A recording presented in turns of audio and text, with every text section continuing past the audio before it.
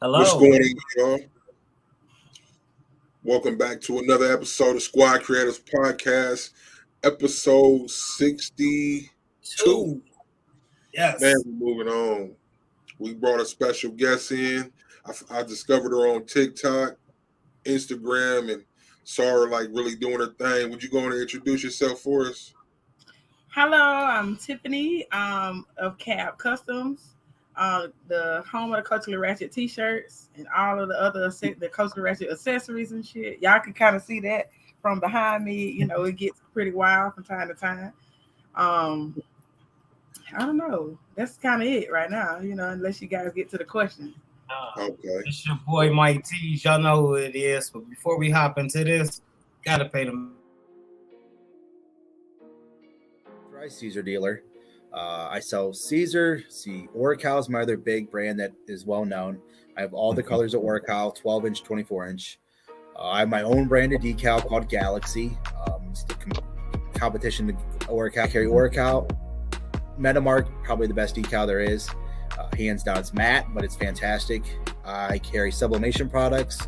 That's the future where we're growing right now is sublimation, and we have our own line of glitter for like tumblers, resin. So that's our other big one. Stardust glitter coats, the other big one we're growing right now is for online presence and in stores. The molds, the glitters, all the sublimation products. I mean, that stuff changes every day and adds new things. I mean, it's So if somebody order, what's your turnaround time typically for an order?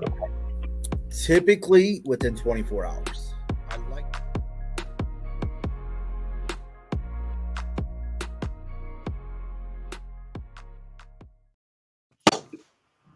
Welcome back, y'all. Welcome back. Welcome back. So I'm gonna just jump right into it. First off, could you get a peep of your history so we can see where you're coming from and all that, please? Sure. So, Caab started. Well, I go back. Caab was originally cute as a button. That's where the initials Caab came from. We like when we rebranded, we kept the initials because people knew cute as a button.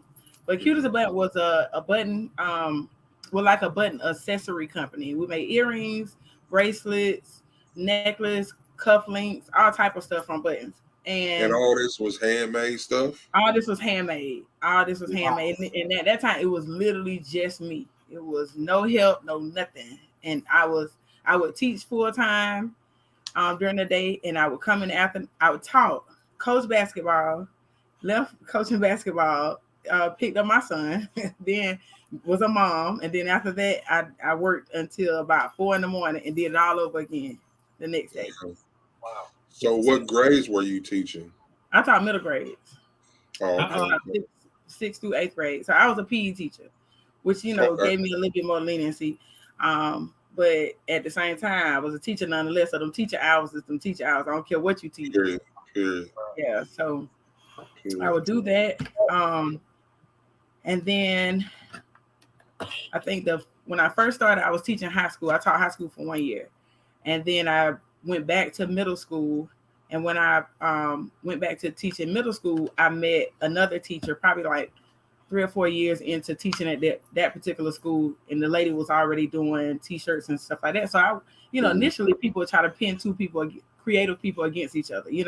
So when he first got to the school, I was already there, and the other teachers were like, "Oh, ooh, y'all gonna have some riff because she make T-shirts or she's creative, and y'all gonna have some competition." I was like, "Not me. I ain't no crab in the bucket type person. I'm gonna go see what y'all about." So I went and talked to her like, "Hey, this is what I want to do. Can you show me the ropes? I'll pay you to give me the foundation. To tell me the machines to get." So I did that. She even did a tutorial with me. Now she gave me the basics because people gonna give you the foundation. They ain't gonna give you all the stuff. You gotta learn some stuff for yourself. So she gave me that. That was all I needed. That was literally all I needed. I ran with it. I found wholesale T-shirt places because initially, of course, you ain't your regular like Michael's, Joann's, and stuff like that. Wherever you can find T-shirts, Walmart, whatever. Then I was doing initially it was all custom. I was doing the birthday stuff, the party stuff, all that type of stuff. I was like, this is not what I want to do. I want my own line. I got some stuff I need to say. So I took some of the sayings that I would take off of my custom earrings, because I was putting people pictures on earrings, all kind of stuff on the earrings. Some of the stuff that's on my tees were on the earrings, all of that. So I took some of those sayings, and then I came up with some new sayings, and from that I started my own line. And I, like I said, I kept with Caab because people knew the name. And how long ago was that? That was about 5 years ago. It was like 5 years ago. And I want to say my first shirt, I don't know if I could say it, but I'll point to it, was like this shirt. That's the first shirt that kind of hit. And at first I was kind of skeptical about posting it because I was like, whoo, that was kind of wrong. I was like, I don't know. And we all don't. What it say? What it say on that shirt? Yeah, it's grown folk. Can I cuss? So I can cuss? Yeah, go ahead. Okay. It said 2 things I don't give: a fuck and bad head. Oh.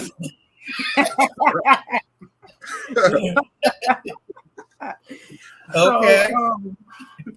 T-shirt, man. Los, I see you, guy. I see you, my guy. But I put that one out there. I actually asked my friend. Look, we call each other friend. We can say friend, but we call each other sisters. I asked her. I was like, man, you think I'm pushing it? Kind of, starring my brand with that. She was like, just try it. She was like, matter of fact, I'll wear it. So I was like, okay, because I was like, I don't even know how to advertise a shirt like that.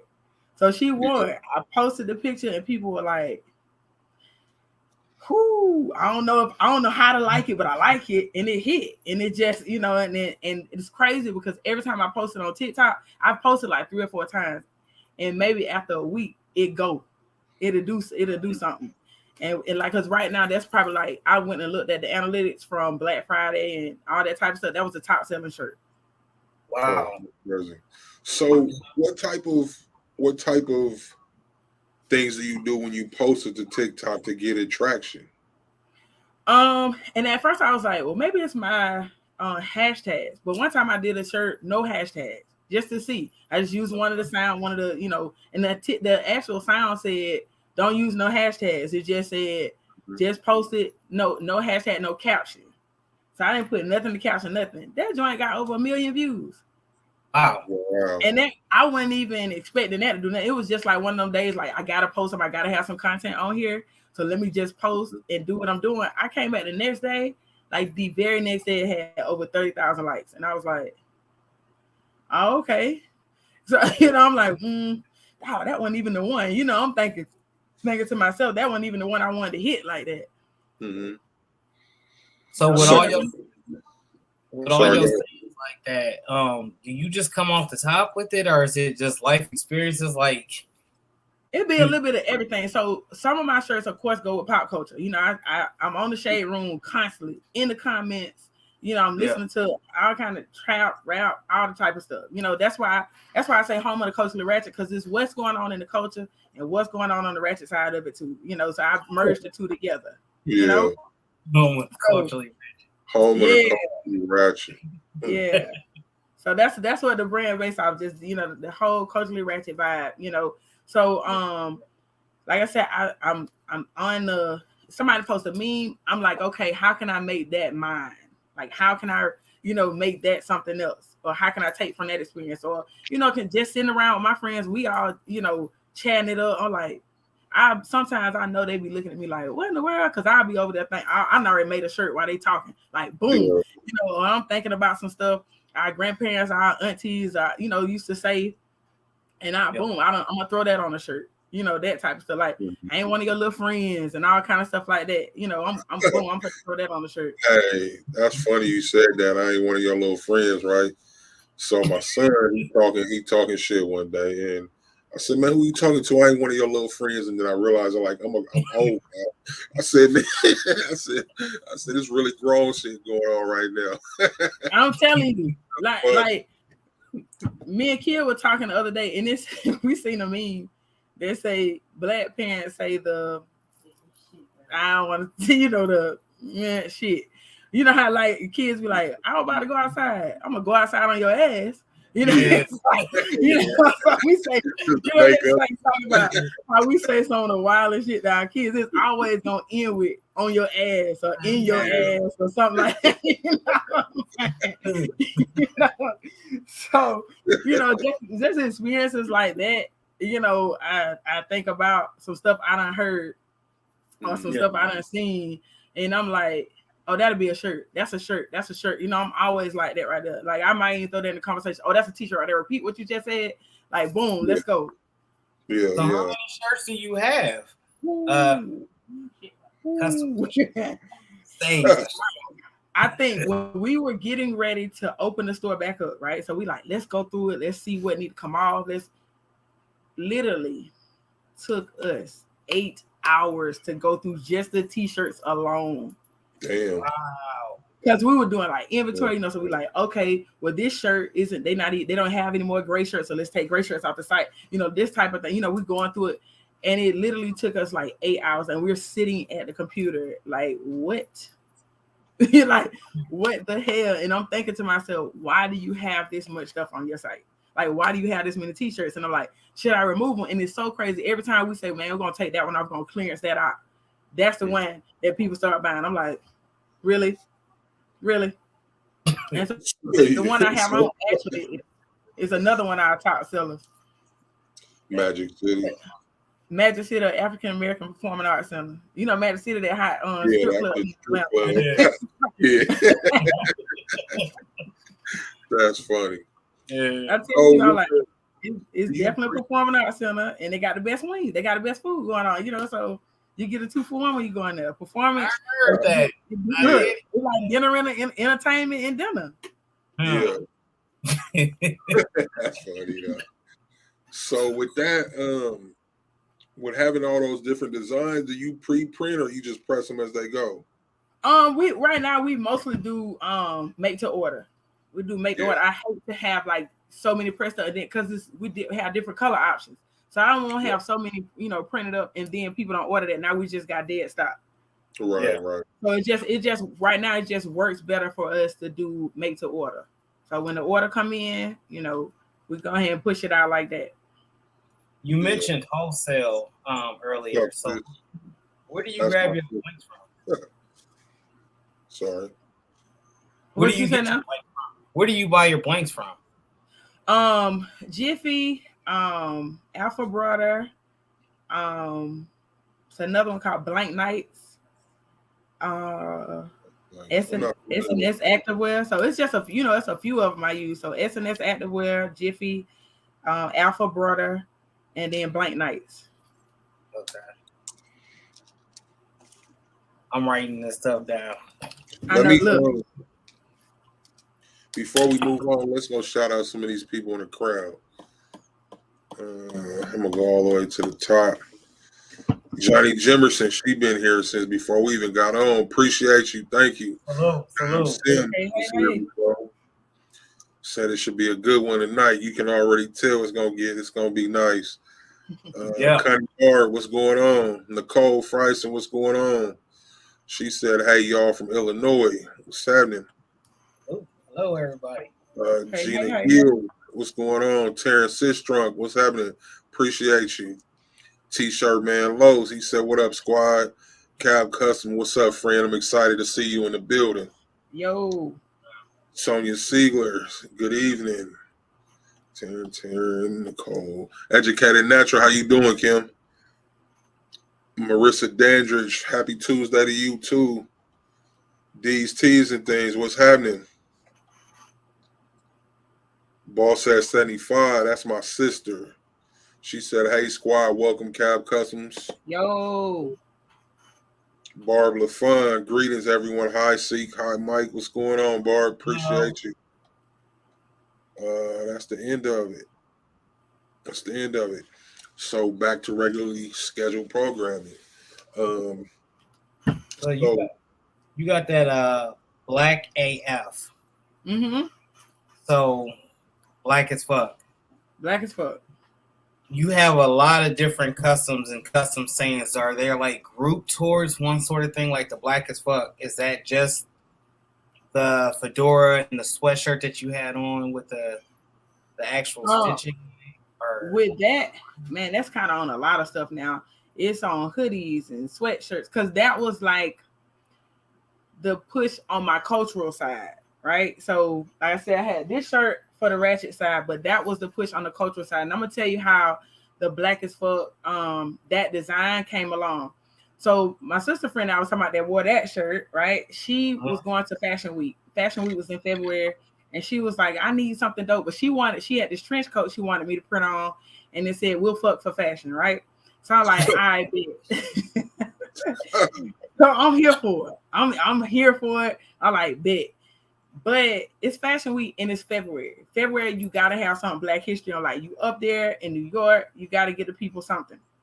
Mm-hmm. So she was like, all right, how about you do a fedora? Now, right then I wasn't doing fedoras. I didn't even want to touch them. I was like, no, I don't do no hats. I'm not there yet.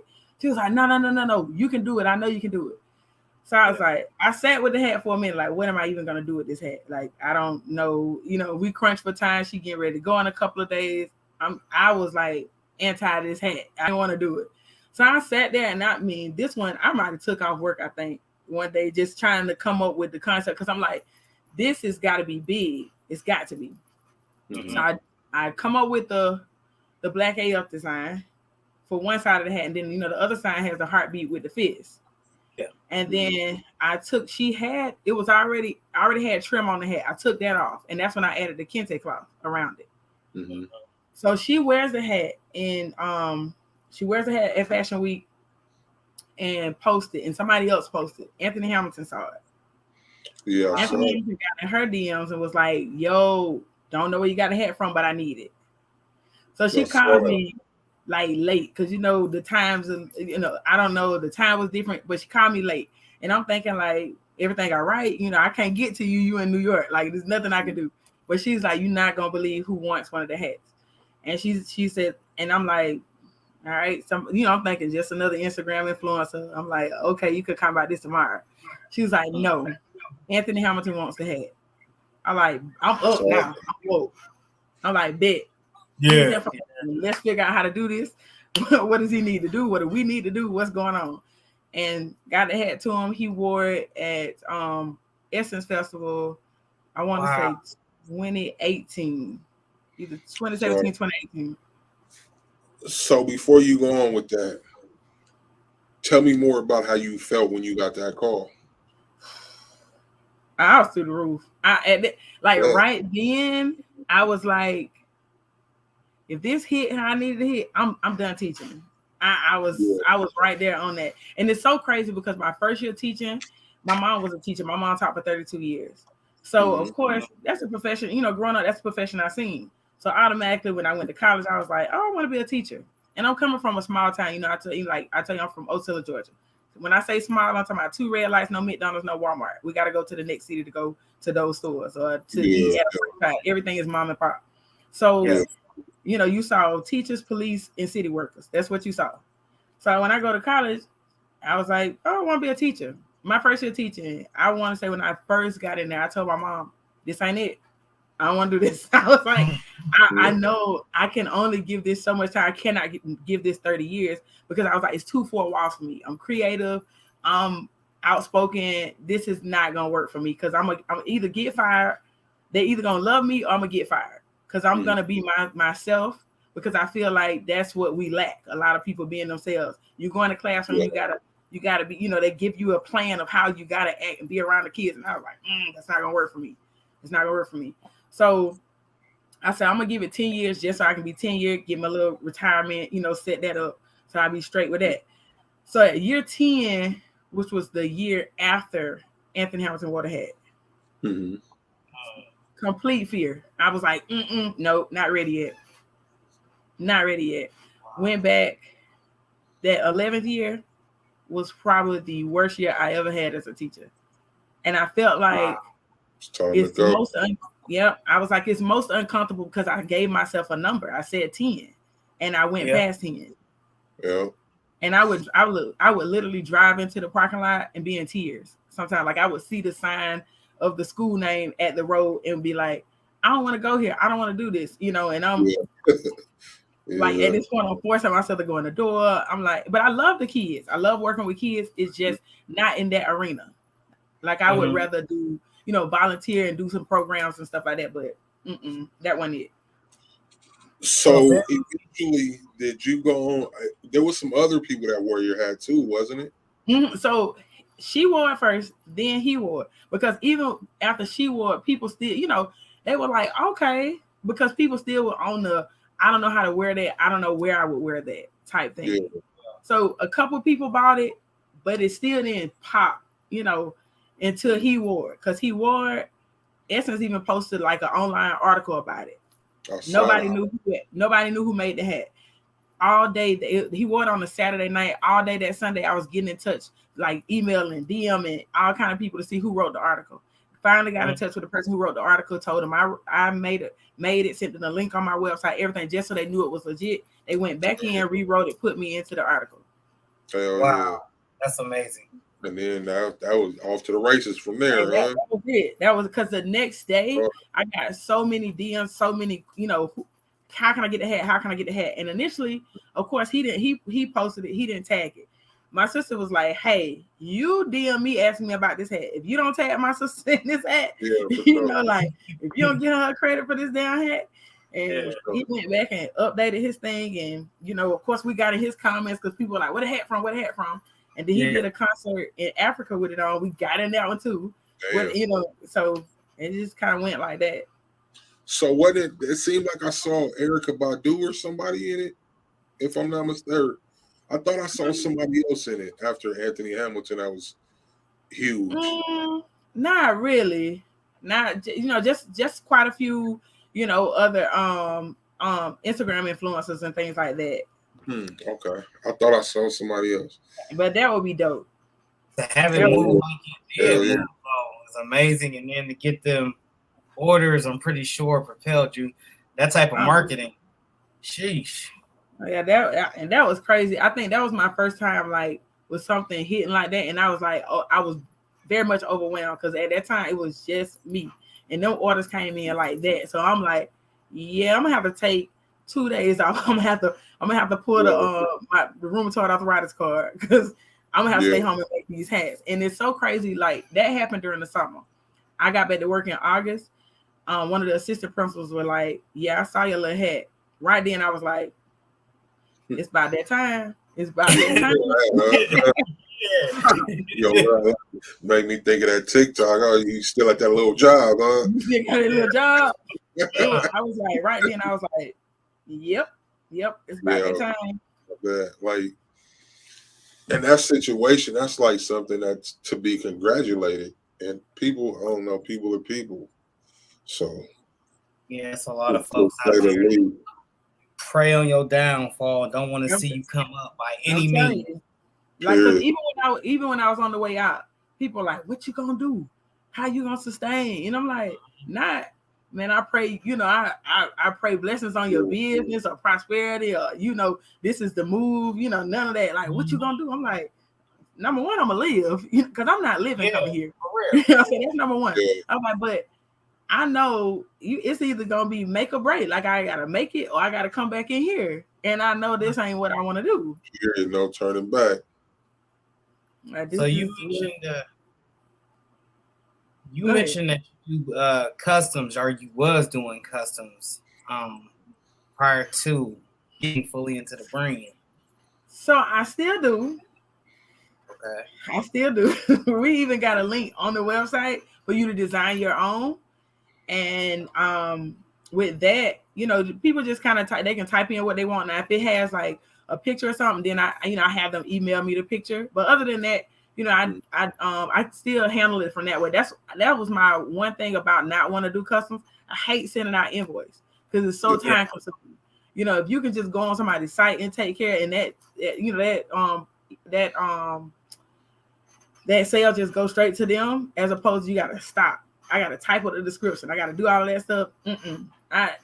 Because you're trying to go, the corresponding back and forth with the customer gets kind of lengthy. And then people like, well, let me get your phone number. Let me tell you, I don't never like to talk over the phone about nothing custom because I want to be able to say, hey, on this day at this time, you said this and you wanted this. You either wanted glitter or you wanted this, that type of thing. I don't want to. So how do you make time to do customs and push your own brand? Because I see, like, just watching you, you're pretty damn busy. Yeah, Yeah. Yeah.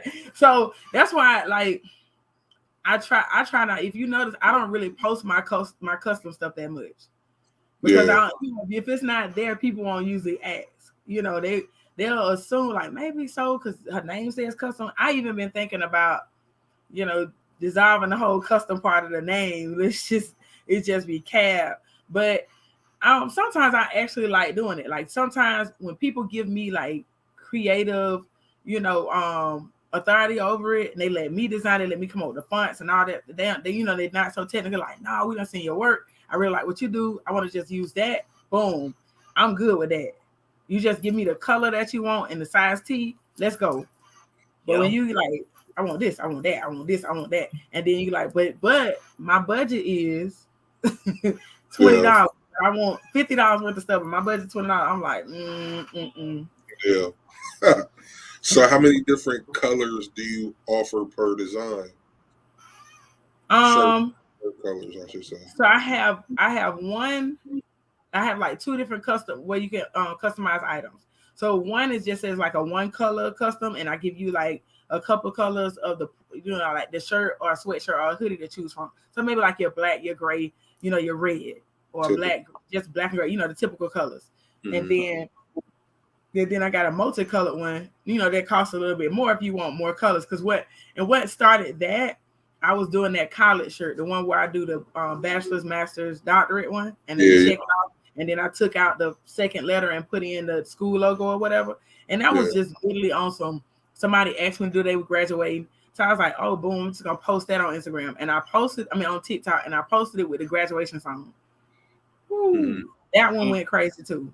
Like, because everybody was like, well, how do I place an order? Me, call my web designer, like, hey, how can we make this easier for me? Because I can't, when they send the orders in the email, I don't have time to sit down and send the invoice. So she was like, let's see if we can do a custom spot where they write in what they want. So all they got to do is say this school for this degree, this school for this degree. And she was able to do that, put like a box where they could type in what they wanted. And that was easier. It came through like notes on the order, and we were able to see exactly what they wanted. And we could go from there. So it wasn't so much corresponding unless the customer had an exact logo that they wanted and that type of stuff. And then, I didn't want to post that shirt on my site because, there's other people's stuff, I'm like, this is, at the same time I'm looking at this, like, this is a gift. It's just in case somebody asks, Yeah. Wow. So you work with Kia. You keep saying her name. Tell her to come on out and say hi. Show the people. Yeah. She come on there on Instagram. You ain't got to stay. I know you over there busy. I know look. She'll hop on when we're on Instagram. And I get on TikTok. She. And we know you ain't in uniform. How you doing? So I got a question for you. How is it working with Tiffany? Tell the truth. Don't tell the truth. Tell the truth. Look, I'm like, what side is that on? I wouldn't be here if I didn't like it. Just flat out. Like, we're both like in the same sense of like, if it's something that I don't like, I'm not gonna do. I won't be here. And I'm a serving kind of person, so I love what I do. And the crazy thing, so I'm gonna tell y'all the story behind this, though, right? So, the school I was teaching at, kids went to that school. I taught three of her kids and her nephew, right? Wow. Never knew her, never met her before. We work out at the same gym. So I'm there one morning, and the trainer is like, her kids go to such and such school. And right then I got really embarrassed because I'm like, oh shit, what if she done seen some of my t-shirts? And I'm like, I teach her kids. And but she was like, oh, I love your stuff. And woo, woo, woo, woo. So he comes back and say, hey, Kia's been in this industry before. She's worked with somebody else who had a t-shirt company. So she was like, if you ever need any help, you ever get any, large orders, just let me know. First time I didn't have to micromanage and be over her and hover. And I was like, bet. When you find somebody like that, you can just kind of like, hey, this is my vibe. This is what I like to do. Like boom, boom, boom, boom, boom. And it just worked. And so it's been, this year will be 3 years. This will be 3 years. So you leading up to me. Oh yes, the year that I stopped teaching. That's when. Yep. Amazing. So I'm gonna ask you one more question. I know you're busy back there. What exactly is your role in Caab Customs? Assistant. She said we say assistant, but it's not assistant. I know because I seen her on TikTok. Yeah. Like she be pressing. Yeah. Like honestly, if I have to be honest, Kia does most of the pressing. Like I'm okay. She does most of the pressing. We have like 3 of those automatic press that you see on that pop up. So we have 3 of those. So she's like boom, boom, boom, and moving on down. You know. And it's just some stuff now. She'll be like, that's on you. You know, I'm not pressing that. But yeah, like the fedoras, the jeans. You know what attracted to me? I was trying to think like, what made me see her? Your press. You got the orange press, like I got an orange press. And that's what made me stop on your video the first time. Okay. I see y'all doing y'all skits and stuff. What kind of presses are those you use? So it's the auto open. What kind? What brand? So it's a store and it's called Aviva. So they've put their own branding on the heat press as if it's there. Yeah. So and the crazy thing is I went in there one day not even looking for a heat press. Not looking for a heat press. And I had the one that had my Old Faithful. And I just stopped over there and I'm reading the specs on it and what it does. And I was like, auto open, yes. Because like I tell you with the rheumatoid arthritis, I'm like trying to find something to make life easier. So I saw it when I had been looking at them online. I was like, I ain't paying $1,500 for no heat press. Nah, it's not gonna work. I'm just gonna keep, my arm's gonna be strong because I'm gonna keep pressing it out. And they had it, they had it for like $500. So I'm like, bet. Let me get one of them guys. And then after that, me and Kia did a holiday season. I was like, oh heck no, we gotta have more than that. Went back, got 2 more. That's the first Christmas, wasn't it? Yeah, last year. Was it last year? No, we had the first year we had the one. Just the one, yeah. Yeah, and then last year I went back and got 2. Hell yeah. I see y'all be moving, man. I'm gonna say, kid, thank you. I'm sorry. I know you busy. Y'all said that off camera. Real busy back there. We ain't gonna keep you too long, but next time we come back, you gonna have to do it on a non-busy day so we get both. Exactly. So look with her uniform on. With her uniform on. With the uniform. Because these need Megan right now, so I'm gonna go ahead and stand up and walk away. All right, thank you. So do you do work? You said what now? Do you do work out of a shop or is this your house? Where we? So right now I done transformed my whole basement into like a workshop, but definitely 2022 got to get out, like just so I can have like work home balance.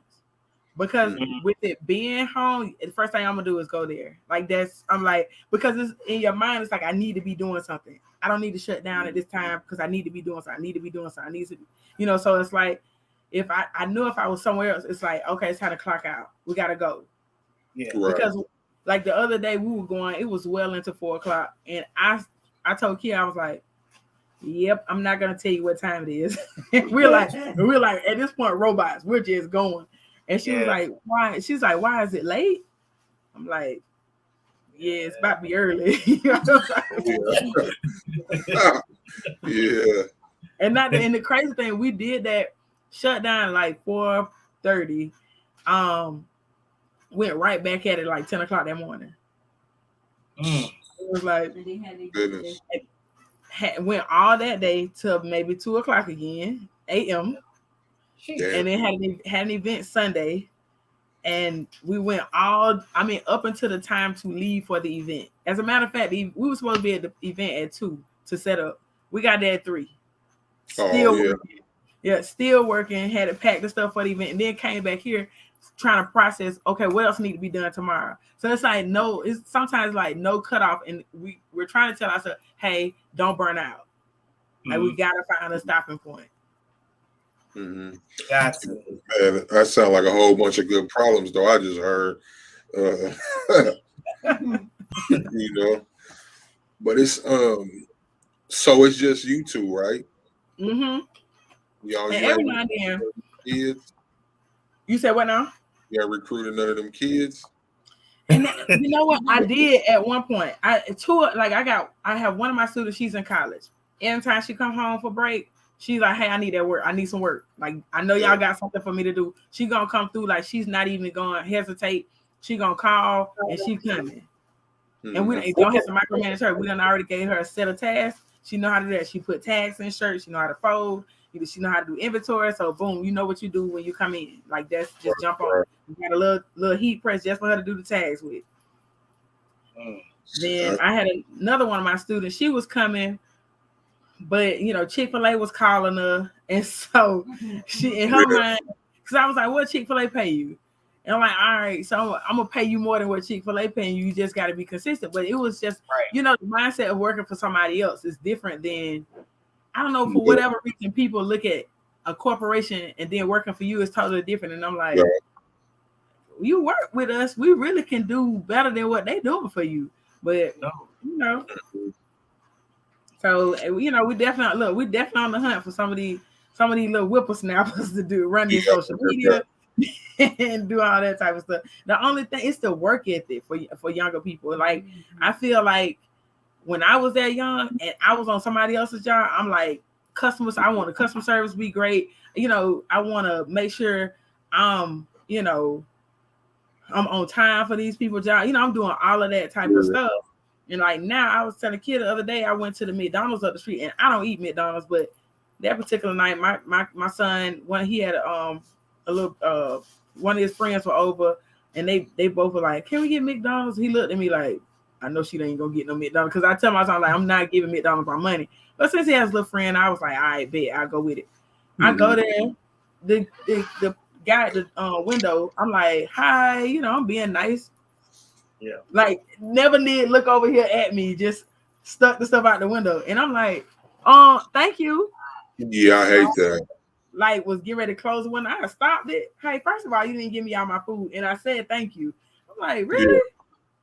Yeah, I hate them. I don't understand people that get into customer service and don't want to do customer service. Like, I'm like, I did not ask you to apply for this job. I just don't understand. Like, that was your day to say, hey, put me on fries. I ain't interested in talking to people today. That's not about. Yeah. And that was my thing. Like when I worked at Popeyes, I tell my son all the time, like I done did fast food, I done did all the different things. So I'm like, but that wasn't my MO. I got on them people's jobs, I was at the front. I don't care how I felt. I could have came in sick or tired or whatever. I'm still, hey, how you doing? Welcome to such and such and such.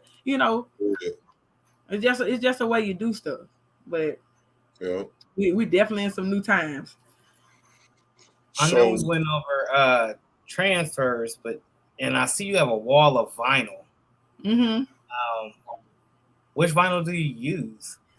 So it's crazy because this is a company here in Atlanta called JSI, where they rebrand, change their name to Perfect Press.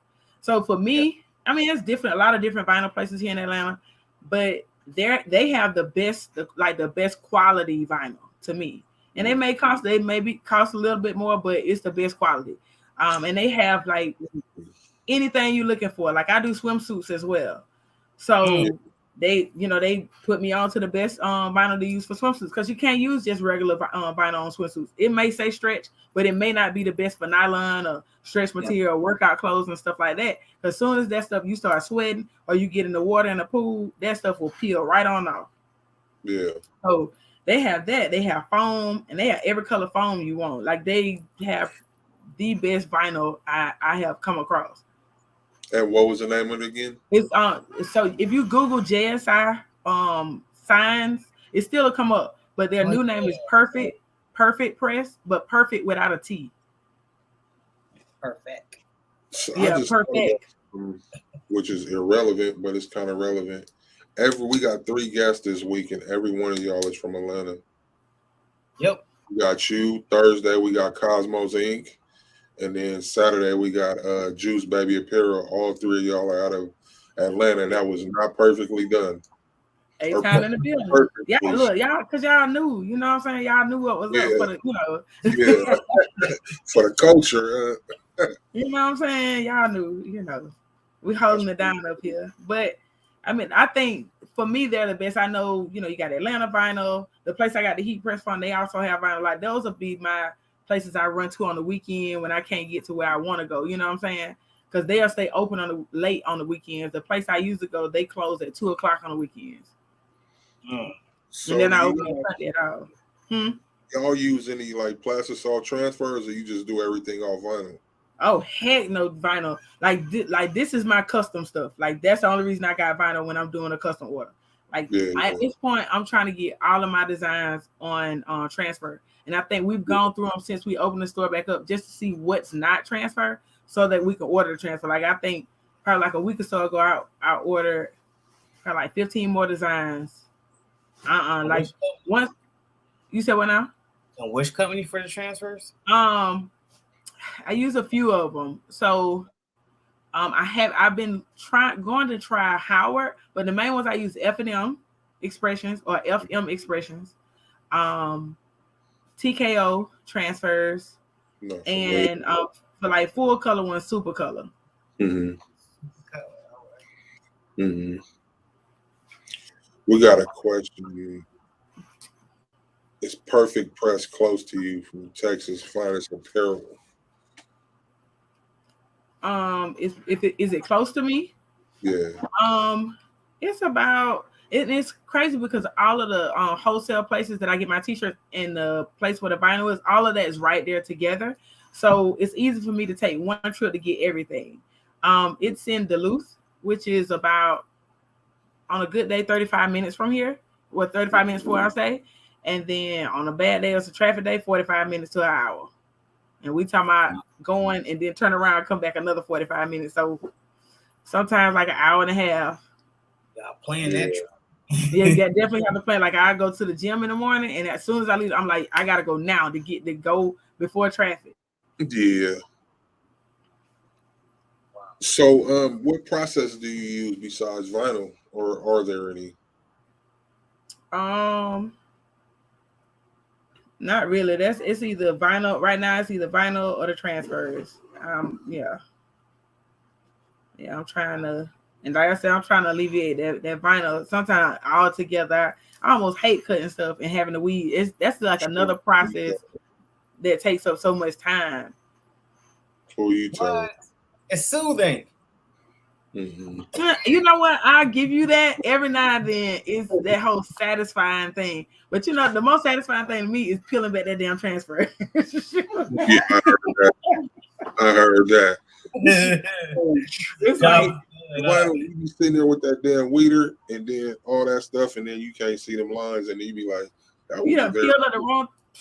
I'll never forget when I first started, and I was doing, and somebody asked, and this when I first started, somebody asked me to do some shirts for Morehouse, I think they were for graduation.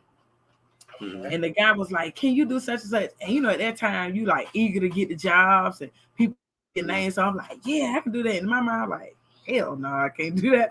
But I done committed. I got to figure out how to do it. Right. I printed out 50 other designs. Reverse weeded it the wrong way, all 50 of them. Damn. Oh, I was like, that would hurt my whole heart. Good Lord. I almost said, you know what? But I was like, nope. That's why you bought extra vinyl. Let's try this again. Slow down. Because I was so eager. I was like, yeah, I got this. I'm gonna do this. I was like, slow down and try it again, because you only bought just enough t-shirts. You know, so you don't have no room for error. Yeah. That's crazy. Good Lord, that would hurt my whole heart. Ooh, I peeled them things. I was like that. I was hurt by that. So we got another question for you from Texas Finest Apparel. Good question. He says, what is one thing that you love and hate about your business? I love the freedom that my business gives me. And by freedom, I mean, like I'm free to make my own schedule, move around like I want to. Like this year, I've traveled more than I've ever traveled in my whole life. I'll actually go out of town Sunday on my 5th international trip this year. Hell yeah. Wow. Yeah. So and that's from the t-shirts, huh? That's it. So with that, you know, that's one thing I love, you know, being able to if people want to go somewhere, I'm able to move. When I was teaching, I was like, nah, I'm good. I don't want to go. Like, and in the evening, don't ask me to go anywhere. I'm in for the night. I'm stuck. I'm done. You know, now, you know, if I want to have brunch in the middle of the week, I am brunch in the middle of the week, you know?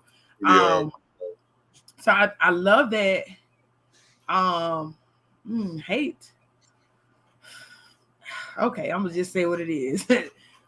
Wild ass customers. It's just that simple. Like, it's just because it's like we as small businesses deal with way more energy than people give like larger companies, because people will place an order on Monday, here come Wednesday, and you already saying, hey, where my stuff?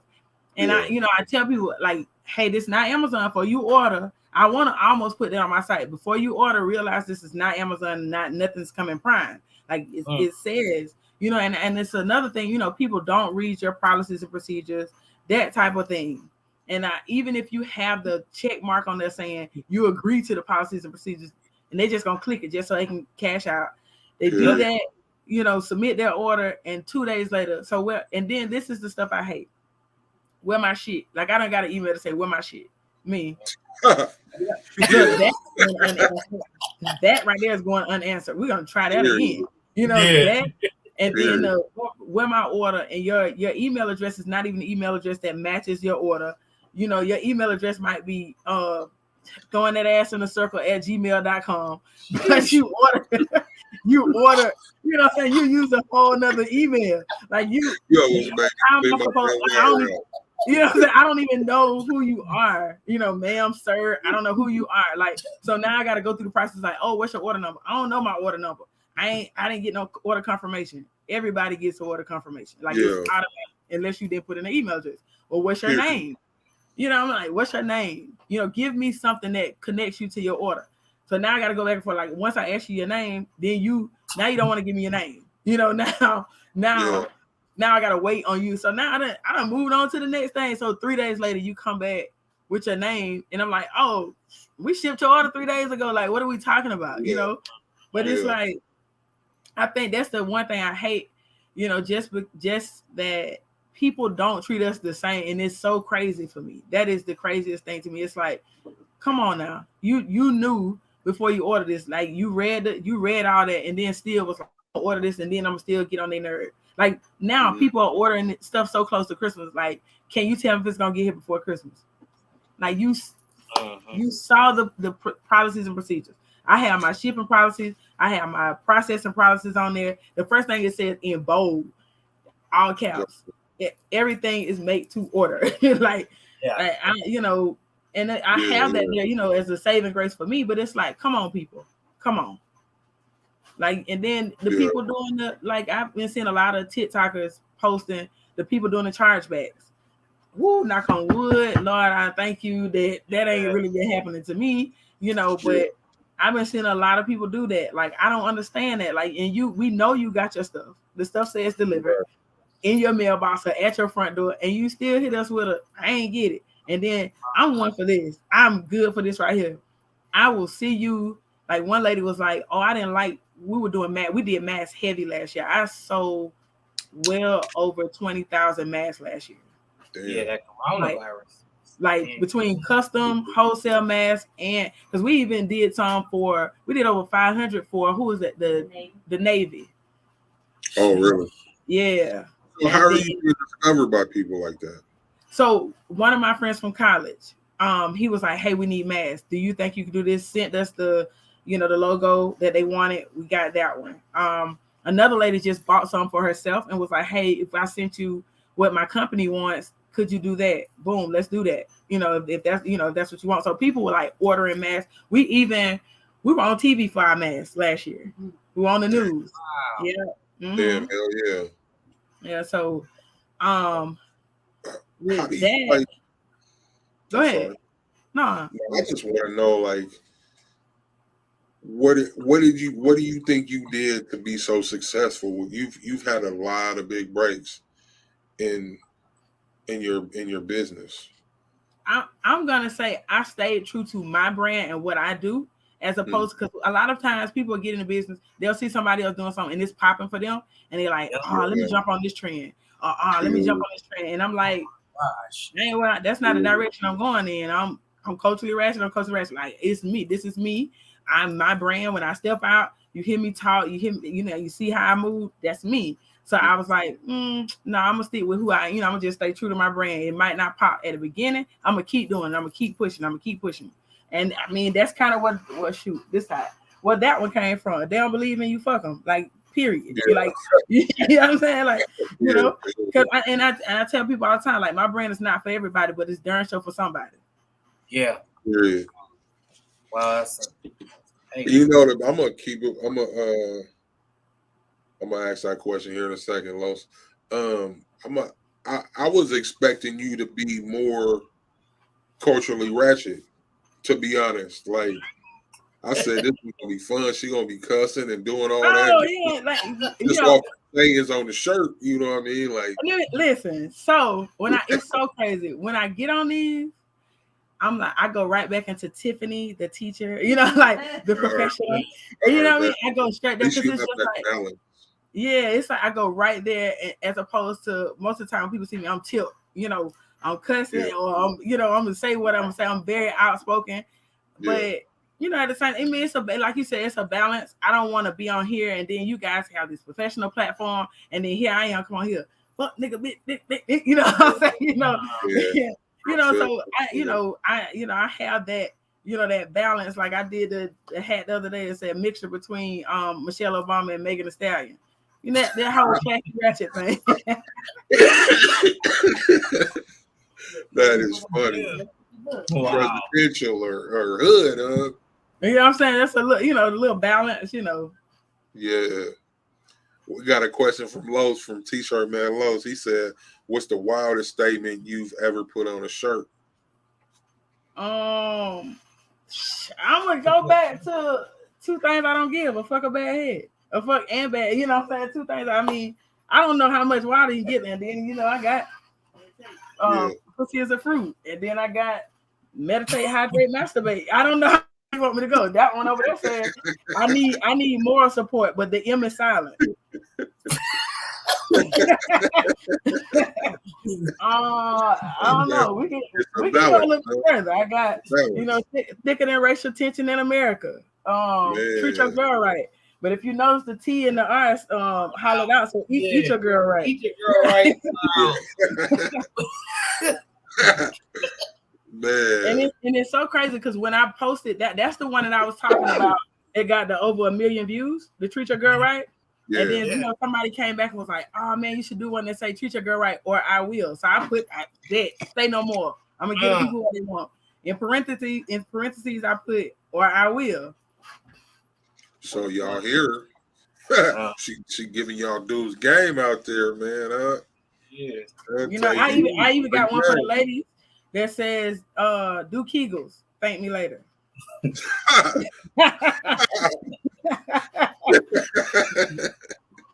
Y'all, we gonna go into a commercial break. Let me see this before you go into that break. You heard 55 meters said she said show the host and get some love. Hit that like button, y'all. Tap that like for me one time. Thank you. Annihilate it, destroy it. We the smallest in the game with the biggest guest to do it. Period. Before we get started, man, I got to shout out. We got a sponsor, Vinyl Supply Unlimited, authorized Caesar dealer, the only Metamark. They sell the only Metamark decal vinyl in the country. Get with Vinyl Supply Unlimited. Put in Squad Creative. You get a 10% discount off your order. Free shipping over $50. Once again, head on over to vinylsupplyunlimited.com for all your crafting needs.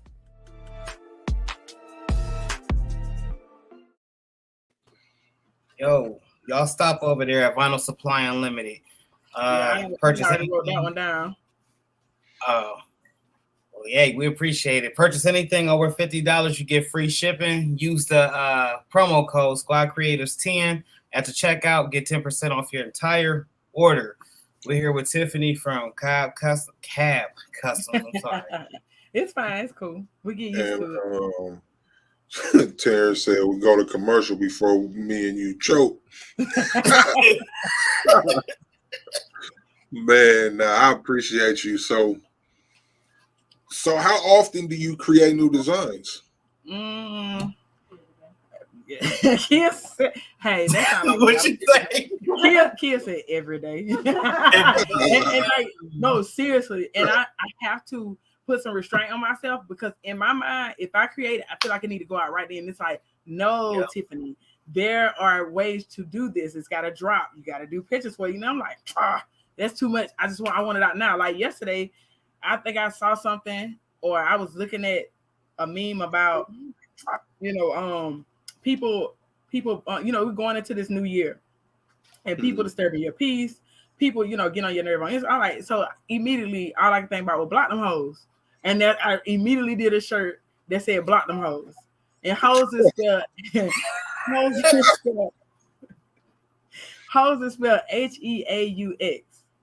Like that's like I got, because that the stick with how we spell hoe on other stuff. Like you probably can't see that shirt. Let me turn it just a little bit. All right, there it is. The one that said that outside dick keep them hoes sick. Y'all know my boy Cuba said that on that slow motion. Excuse me. So after this shirt, my second top thing that I was selling when I first started was a hoe bag. And so I told my friend, I said, listen, I got an idea, but how you think it's gonna go? Is it gonna go over well, or people gonna be like, too far? So she's like, I don't know, let's try it. So we did a whole photo shoot for the hoe bags and everything, and it popped. So of course they did. What's the hoe bag though? Explain that. So when I was growing up, my grandma said, you know, when you step out, you always got to keep your bag in your car. You know what I'm saying? And let's just be real. It was a hoe bag. You knew what you were doing. You know how you had that bag, But, I even did a video about what you pack in your hoe bag. I done did a couple pictures about what you pack in your hoe bag. You need to take that stuff out, refresh your whole bag, but you always need to keep that bag in your car. So I just threw it out there, and it literally said on the bag, whole bag. So I had that one initially, and then I had one that said, ain't no walk of shame, bitch. Like, ain't gonna be no walk of shame. I got my bag packed, And then the third one I did was, why I'm here. Let's just be clear. Like, if I bring this bag in, why I'm here. And so the guys were like, I don't feel like you got one for us, and I don't want to be walking around with no bag that say whole bag. Say no more. I'm dropping dick off. So hold on. You had dudes request these bags? I had dudes requesting the bags because I said, listen though, the reason though, because I said, all right, I know y'all be worried about the ladies having the baths and the freshen up stuff, but dudes, y'all be coming over to chicks' houses, or you and the chick meet up, y'all go get a room. I ain't gotta be the only one get fresh. Like, hey, bro, you got club balls and all kinds of stuff too. Now both of us need to wash up, and you don't need to use no hotel soap. You need to come with some stuff that you use. You know what I mean? So I had when I said that, the dudes were like, "Oh, I didn't even think about that." Wow. So you done thought about a cheat, huh? and I even got I got one now that I've been working on. They say, when I'm sliding my sneaker link house, so if we're gonna do it, let's do it in decent and in order. Wow. Because ain't that like waking up and you gotta put them same clothes you had on from the club, and you ain't even in that mood no more. You got to be barefoot carrying your shoes. Exactly, because you're not walking out there with them heels on. Nah, man. You just ready. So Shandy Creek asked again, what does Caab stand for? Because she missed it. Okay, so Caab stands for, so initially it was cute as a button. When we rebranded and started doing the t-shirts, we took the name cute as a button, just kept the initials. So that's what the CAAB stands for. Shannon Krause says she just followed you on IG. Look, it's gonna be a good time. Just so you know, check it every day. It's always a good time. I'll post a meme that's probably like one lady tells me, at this point, I know not to check your stuff when I first get to work, because the other day I spit out coffee and the lady was talking to me. Like, that's not my fault. I told her, hey, we could post anything, I'm probably not the one you should follow or be looking at my page while you're at work. Spit out her coffee. So you had mentioned to us. Excuse me. You had mentioned to us that you do custom jeans. I just started doing jeans, and right now it's just for the ladies. You know, I'm a lady, so I know, you know, how jeans and stuff fit. I don't know. I haven't found, you know, jeans for men that I like, because, you know, y'all wearing all kind of stuff now, skinnies and the old school jeans and you know, the big baggy jeans. I was like, now let's just stick with joggers for men. Let me just stick with what I know for the men. Levi's 501s. You can't go wrong. Young and old will wear them. Okay. All right. That's the all right. Let me tell you something though. Now I seen a man with some stretch jeans on the other day, and I was like, okay. So I be going to Ross. Like out here, Ross is the spot for Levi's, right? Okay. You go with the dopest Levi's, and so I get these Levi's and come home like, man, these Levi's is hard as fuck. And I get home, they stretch jeans. I said, oh Lord. I said, oh Lord, hell no. I was just like, and you know, I'm not even that hard up on the skinnies. Do your thing, but the stretch was a bit much for me. The spandex and the denim was a bit much for me for the men. I was just like, yeah, like what type of dude wears? Hold on, bro. Hold on. It's 2021. We can't wear jeggings and shit. No. You know what? I'm gonna leave that way I say. I can't put on no jeggings and some high boots. No socks. And a button. I gotta put my mouth on that. I'm gonna put mine. Let me clarify. I'm just clowning. I was raised in the 80s, in the 90s, just so you know. You know, I'm no young dude, so I'm just clowning. I'm clowning. But everybody gets, you know, they say that they're free. And that's why I said, like, you know, I just knew I was like, I don't know what I can do, because I don't want to buy those jeans and then ain't nothing I can do with them. I'm just sitting here with it. So I'm just gonna stick with what I know the men folks are wearing, which are the, you know, the joggers, some sweatpants, you know, every woman, and it's that season. We love to see a man in some great sweatpants. So you know. Oh Lord. Look, I just dropped the shirt when we reopened. It says, "Dear somebody's gray sweatpants son." And you know what? That was also one of my top sellers during the holiday sales. It's crazy. Like educated Natural said no. Sketches Design said hell no. See, I'm old school, man. I'm Levi's and Air Max type of person. Hoodie or sweatsuit or something. I would just clown it. 12 Shandy Creek. I keep calling her Shandy Creek. Shandy Cheek at 12. You have renamed me. LOL. It's Cheek, not Creek, but I still love you. My bad.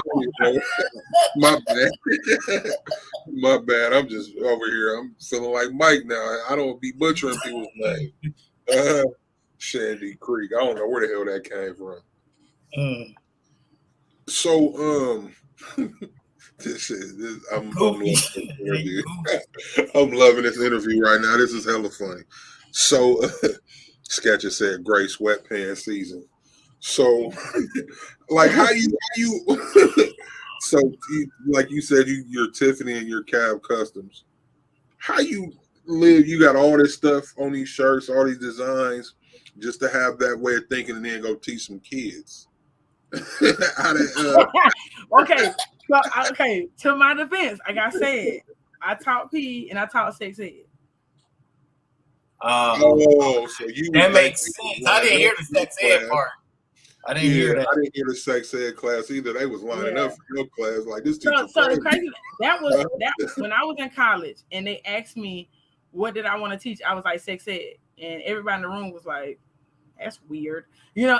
But my reasoning behind it was, you got to think about, I don't know about y'all, but when I was growing up, I didn't get enough of the sex ed talk at home. Parents were that was the most uncomfortable conversation for parents, you know. And so I was like, I don't want a kid to ever learn about sex or the education of sex like I did, because that was my mama. I'm gonna just come out and say what my mama told me: dick make you stink, and that was all she gave me. That literally was all she gave me. That's a shirt right there. Go ahead, get it out. Kia, write that down. Get out. Look, the crazy thing, Kia was looking at one of the shirts, and I guess she hadn't seen it before. And she was like, "Hey, what's this shirt?" It says "Love Yourself." I said, "Love yourself as much as you love toxic dick." That's crazy. Cause man, some of them do though. Like and it's funny, right. but that's some serious business right there. That's like on some mental. That's almost on our mental health talks right there. I'm telling you. But yeah, that's literally all my mama gave me. So I was like, I don't want a kid to never have to get that experience or the lack of knowledge, because I'm like, we started coming up in the time where the whole teen pregnancy thing was booming, that type of thing, just because parents weren't talking to their kids. So I'm like, I want to be that buffer. I want to be that buffer where the parent didn't talk to the kid, but I was okay with giving that information, to a certain extent. But the crazy thing was, because my class was kind of I let the kids have an open floor, and if I could address it, I would. And then if not, I would be like, okay, I can talk to you one-on-one, or that's maybe not something we should address at school. You know what I mean? But I was glad I did that, because them kids, when I say misguided, I'm gonna just say, one time we were talking about, because I told the kids, you had to use certain terminology. You couldn't say like jacking off, dick and penis and pussy and stuff like that. So I was like, you got to use the scientific name, give it to it. So one of the kids was like, if I'm ejaculating, came out the cup, and it crazy. I would come in the first day of sex ed class with a shoebox, and I'd say, okay, this shoebox and these sticky notes, if you don't feel comfortable asking this question out loud, put it in the box and I'll say it. They was like, this is my time. I'm ready for everybody to know what I'm doing at the house. He was like, if I'm ejaculating, can I use Carmex? Like right then, I'm like, Carmex. So I said, what? Before I knew, before I thought about it, I was like, he already using it. He just wants confirmation. You know what I mean? So I'm just like, I said, well, to each his own. But I said, to each his own. But let me ask you something. By the time you squeeze out all that Carmex out that damn tube, the feeling is pretty much gone, ain't it? The thrill is gone. Like, even the thought of doing it is like, I don't want to do that no more. I'm like, because it's at this point, it's weird. But he was like, oh, okay, so it's fine. Like, it won't burn. I'm like, yeah, you already know you done had that tingling sensation. Like, wow. you know Carmex burns. Wow. So I'm, like, I've gotten some wow questions, and like I said, I was glad I was that buffer, because the stuff that the kids asked, I was like, oh my God, nobody's talking to you. Like nobody's talking to you at home. And I tell people all the time, like, it's so crazy, because I had a girl DM me the other day, and she was like, man, I miss your teacher talks, because I would come home like from work, and I would do videos on my drive home from work, or on my drive to go pick up my son after work, and tell people, hey, talk to your kids because of this. Talk to your kids because of this, or this was my experience today. I do it jokingly, but at the same time, at the end, I'm like, hey, no, for real though. Talk to your kids. Yeah. Did your kid go? I'm sorry. Oh, go ahead. No, I was gonna say, did your son go to your school?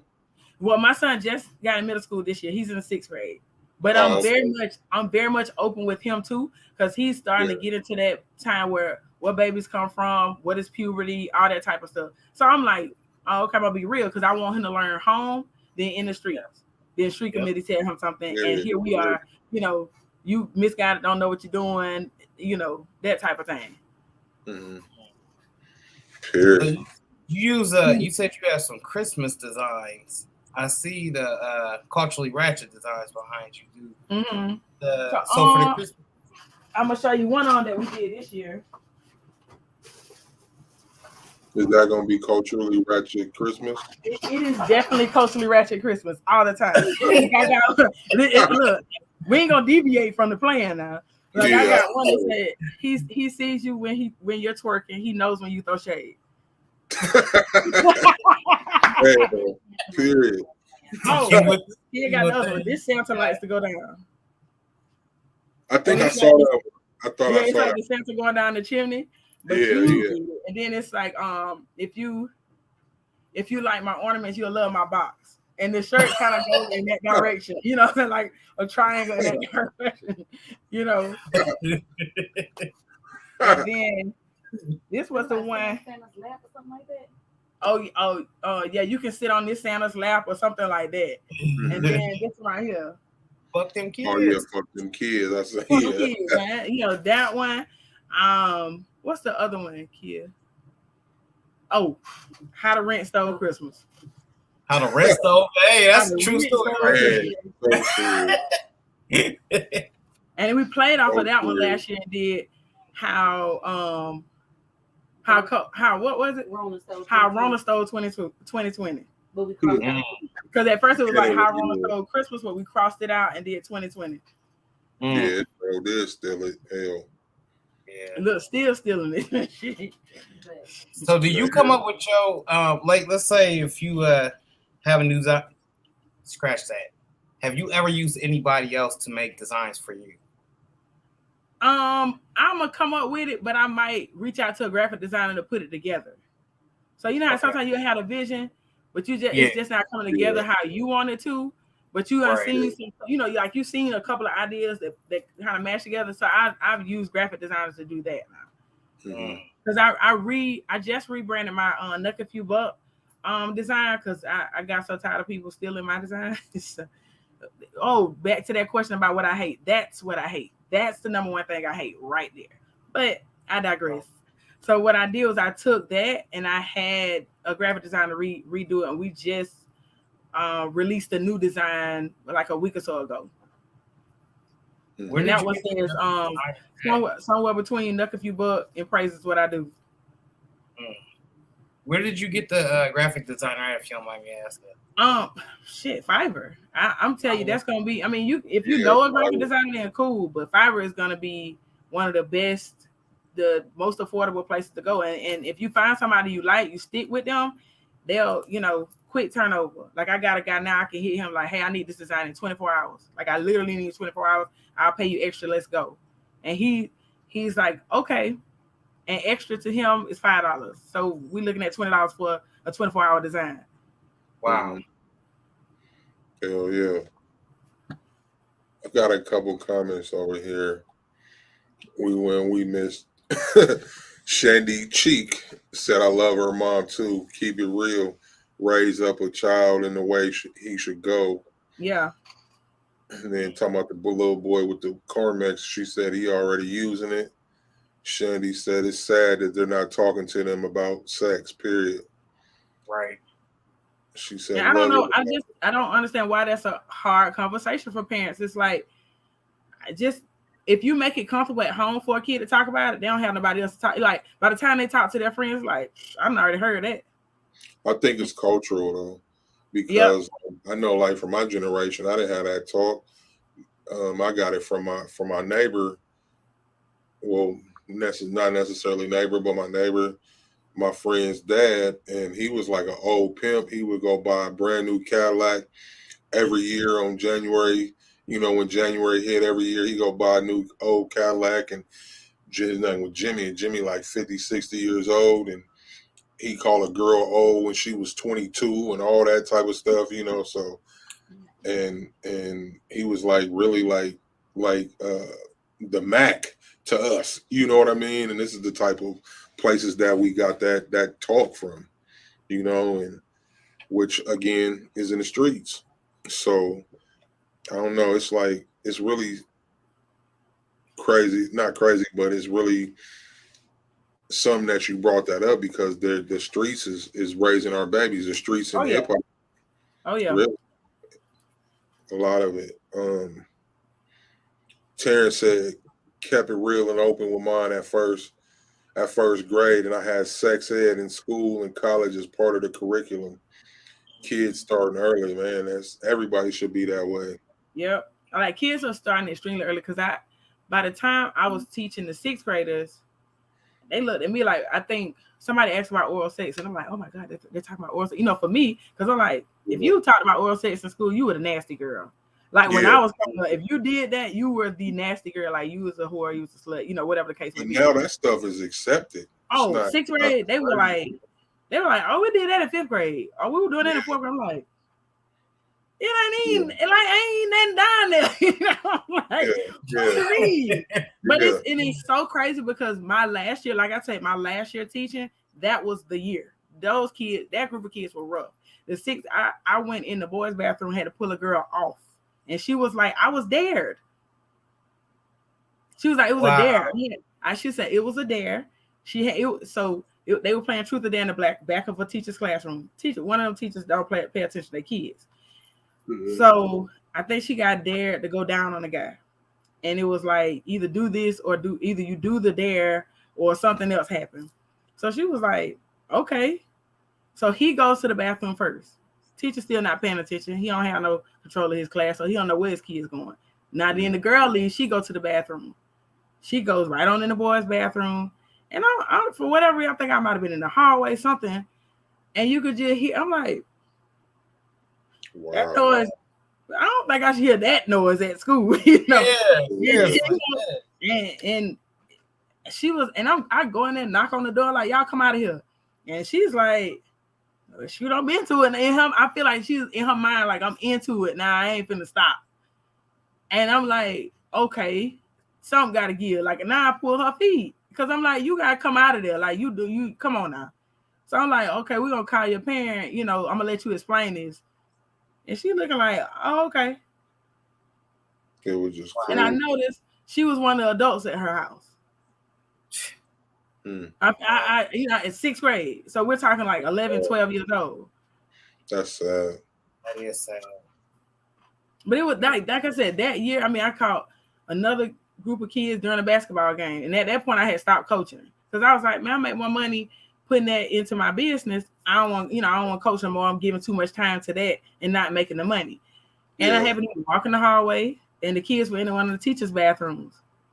And I was like, y'all done went a whole school day. Both of y'all musty. Ugh. Yeah, I'm like, that's why I went with. I'm like, hygiene. Like, I went straight to hygiene. They're like, that's really what you think? I'm like, yeah, it stinks in here. Like, I'm like, come out of here.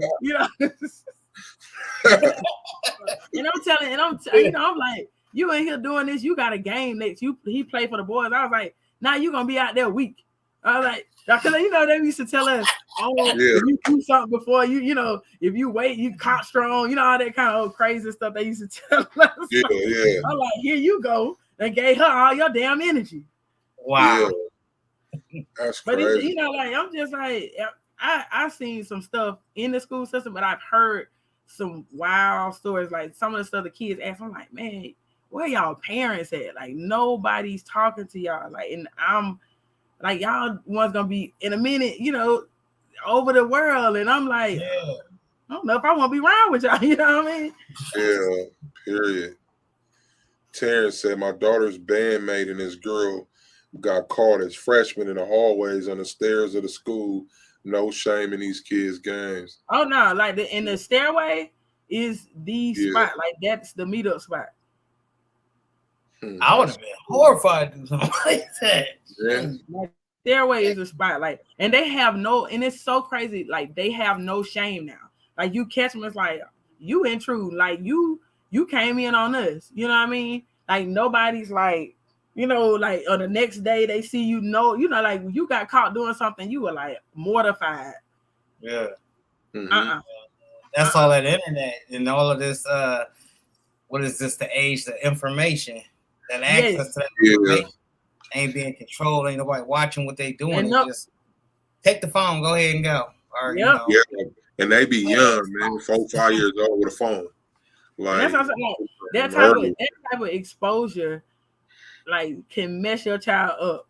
Like being exposed to so much stuff, and you've not being able to govern that or tell them, this is not realistic. Like I was like, some of these kids gonna have like some wild ass sex lives. Like they won't even know real from fake because they'll assume what goes on porn is the most real thing they've ever seen. And they'll assume that when they start, this is what you're supposed to do. I was like one boy was asking me something about, I was like, first of all, I don't talk about what you're supposed to do with that thing. I just tell you how to maintain it, how to clean it, and all that type of stuff. But it was talking about, because he was first of all, he was in middle school, about 17. But he was like, yeah, you getting that guy, you just, he was like, I was like, whoa, whoa. Right. Somebody's daughter is catching hell right now. Like, and somebody asked about condoms and oral sex, and he was like, oh, you just get flavored condoms. I'm like, first of all, What days? Like, I'm thinking to myself, what days you not gonna be here? Because he would come when he want to come. I'm like, what days you not gonna be? That'll be the days we have these talks. Yeah. Somebody's kid in here is right now is mortified, thinking, "Oh my God, this is so much pressure. I got to do all of this, that, and the other." So I got some comments over here. I'm gonna read them. Sandy Cheek. I'm so glad my 20-year-old son is not and was not of the world. Thank God. But I didn't leave room for error. Good. Connie, oh my God. That's all I can say, Connie. Taryn, my nephew was suspended as a kindergartner for touching a girl's butt. Educated. I'm not even surprised. Yeah. My mom and grandparents have beat me with a Bible and a cross. Heard that. Tamia Hall asks, do you have copyright for your designs? I'm working on some of them for my top designs, but I have so many.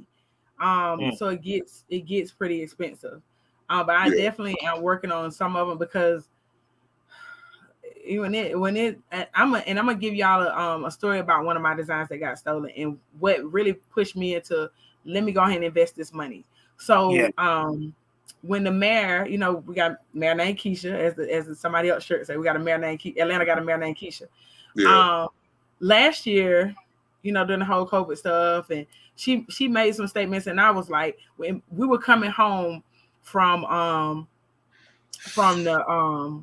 the post office, because we got a post office here that stays open to midnight. Well, they done cut back now, but they stay open to midnight, so we'll flash out there like 11 o'clock. Take us about 20 minutes to get there, and we in line. They look like, bruh, because we're coming in with loads, so they know we finna come in with loads, and they like, we got to stand here and scan each and every one of them.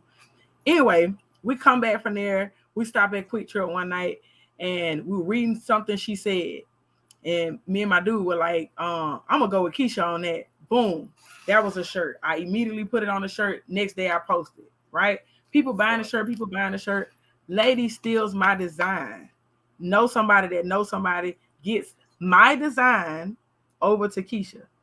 Who did Keisha shout out? Oh, that person. The other lady. Damn. But one of my homegirls seen the shirt. She was like, whoa, that's Caab custom shirt. Horribly done, because the girl couldn't find the font that I did. I'm very particular about my fonts. When I say, like, they know I'm a stickler for fonts. Like, I'm a stickler for the type of font I use with the type of wording I use, because it's just got to flow. Like, a shirt can be, a person can have a dope saying and use the wrong font and the whole damn shirt go to hell. For me, I'll be like, I was gonna buy that, but it's trash. Like, the font is trash. I can't do it. And I'm a huge person for a type of font. Like, if it's a bold statement, I feel like it needs bold font. So she took my design and she just used, like, I could tell she was using a Cricut, because it was a basic Cricut design, like a basic Cricut font. And I was like, seriously, my tribe heavy. My tribe made a group on Instagram and told everybody in the group what happened. And they said, get in the comments. And when I said it was like, get them, it went crazy to the point where she was like, no, seriously, that shit got heavy. And everybody that had bought a shirt from her was like, what? Man, I want my money back. We're going to go over here and buy it from the original. Right. They would, some people were like, well, how we know she the originator? I love that Instagram got, like, when you got a business Instagram and they got the analytics and you got receipts, bet, here we go. This is when it was first posted. This is this, and other. You know what I mean? And I'm like, since it's on my website, you're sending out Google invoice. Don't play with me. So then she tried to play the victim and posted some stuff down her Instagram about, oh, she's targeting me. And she could have just had a conversation with me. Babe, I'm not going to have a conversation with you about my design. She was like, well, one of my friends saw yours, and so they sent me your design. And I was inspired. That wasn't inspiration. that was that happened. Yeah. No, you just copied. Like, inspiration is like, oh, okay, let me make my own Keisha shirt. No, you said the exact words that I said and try to do placement. You just didn't have the font. That was it. So what kind of vinyl cutter you use? You said what now? What's your vinyl cutter? I do use Cricut sometimes, but I have one of the larger ones if I have to do larger orders. But I told you I try to stay away from that cutter now. If I have a larger order, I need you to get your order in time. I'm gonna order transfers. Period. Yeah. Nothing. I'm not trying to cut nothing. My hands be like this for a week or two playing with that stuff. Mm-hmm. Man, he missed this comment that I think is very important about them kids. Parents aren't whipping asses anymore. Period. My kids, period. Because parents are scared of kids. Parents are scared of kids, just like, and I'm gonna be honest, teachers scared of kids. I wasn't one of them scared of kids teachers. I went in my classroom. Hey, let me tell you something. I think the issue is because jobs have you so scared to do anything that kids will, kids will be like, oh shit, they scared to lose their job. This was me every day. Y'all know I ain't scared to lose my job. Walmart hiring every day. That was my statement every day. I'm not scared to lose this job. I'll leave out of here. We're gonna leave two ways. You're gonna leave on the stretcher and I'm gonna leave in handcuffs. But just know, Walmart, McDonald's, everybody hiring every day. I got a degree. They won't put me on the front. Came in with it. When you say something like that and you tell people I don't care, like that was my statement. I don't care about losing this job now. Like I'll never forget. Like I wasn't one to stop fights. One, because I didn't want to get hit. Because I knew me. I was gonna, in my mind, say I blacked out and I got hit. I just reacted in a way that I thought I should. So it wasn't the best thing for me to break up a fight. I was that person in the hallway. When I was like, let me get in outside of the camera. So when the principal run it back and they say, well, who, was any teachers out there? And I happened to be out there when it happened. Me, hey, whoa, hey. I just know I needed my hands moving because the principal was going to say, she looked like she was trying to break it up. Hey, guys, whoa. My mouth to be saying, hey, guys. That was me the whole time. Me, whoop that trick. Like, don't let it be one of the kids that need an ass with like, beat that ass,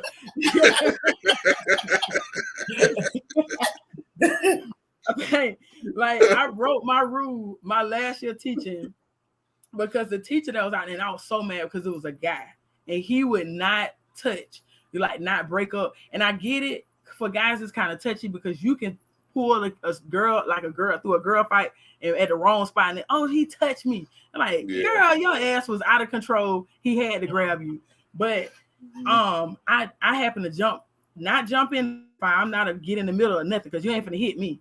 They told us how you what I'm trying to say, where you would grab a kid to stop them or whatever. So I'm gonna grab you from the back and pull you out of that type of thing. So I grabbed the girl. In her mind, I guess she thought it was another student grabbing her. She immediately kicked back, like horse kicked back in my shin. And I said, okay. She getting ready to go again. I would lean in and whisper in her ear, hey, this Coach James. If you kick me, it's going to be me, you, and her, and I'm going to beat your ass. And I leaned back. Her foot went right back down to that ground. And it was like, nah, I ain't doing this for her. I'm like, nah. I'm like, baby, I almost appreciate this first kick because that's gonna give me a couple days at the house. I had some orders I need to complete anyway.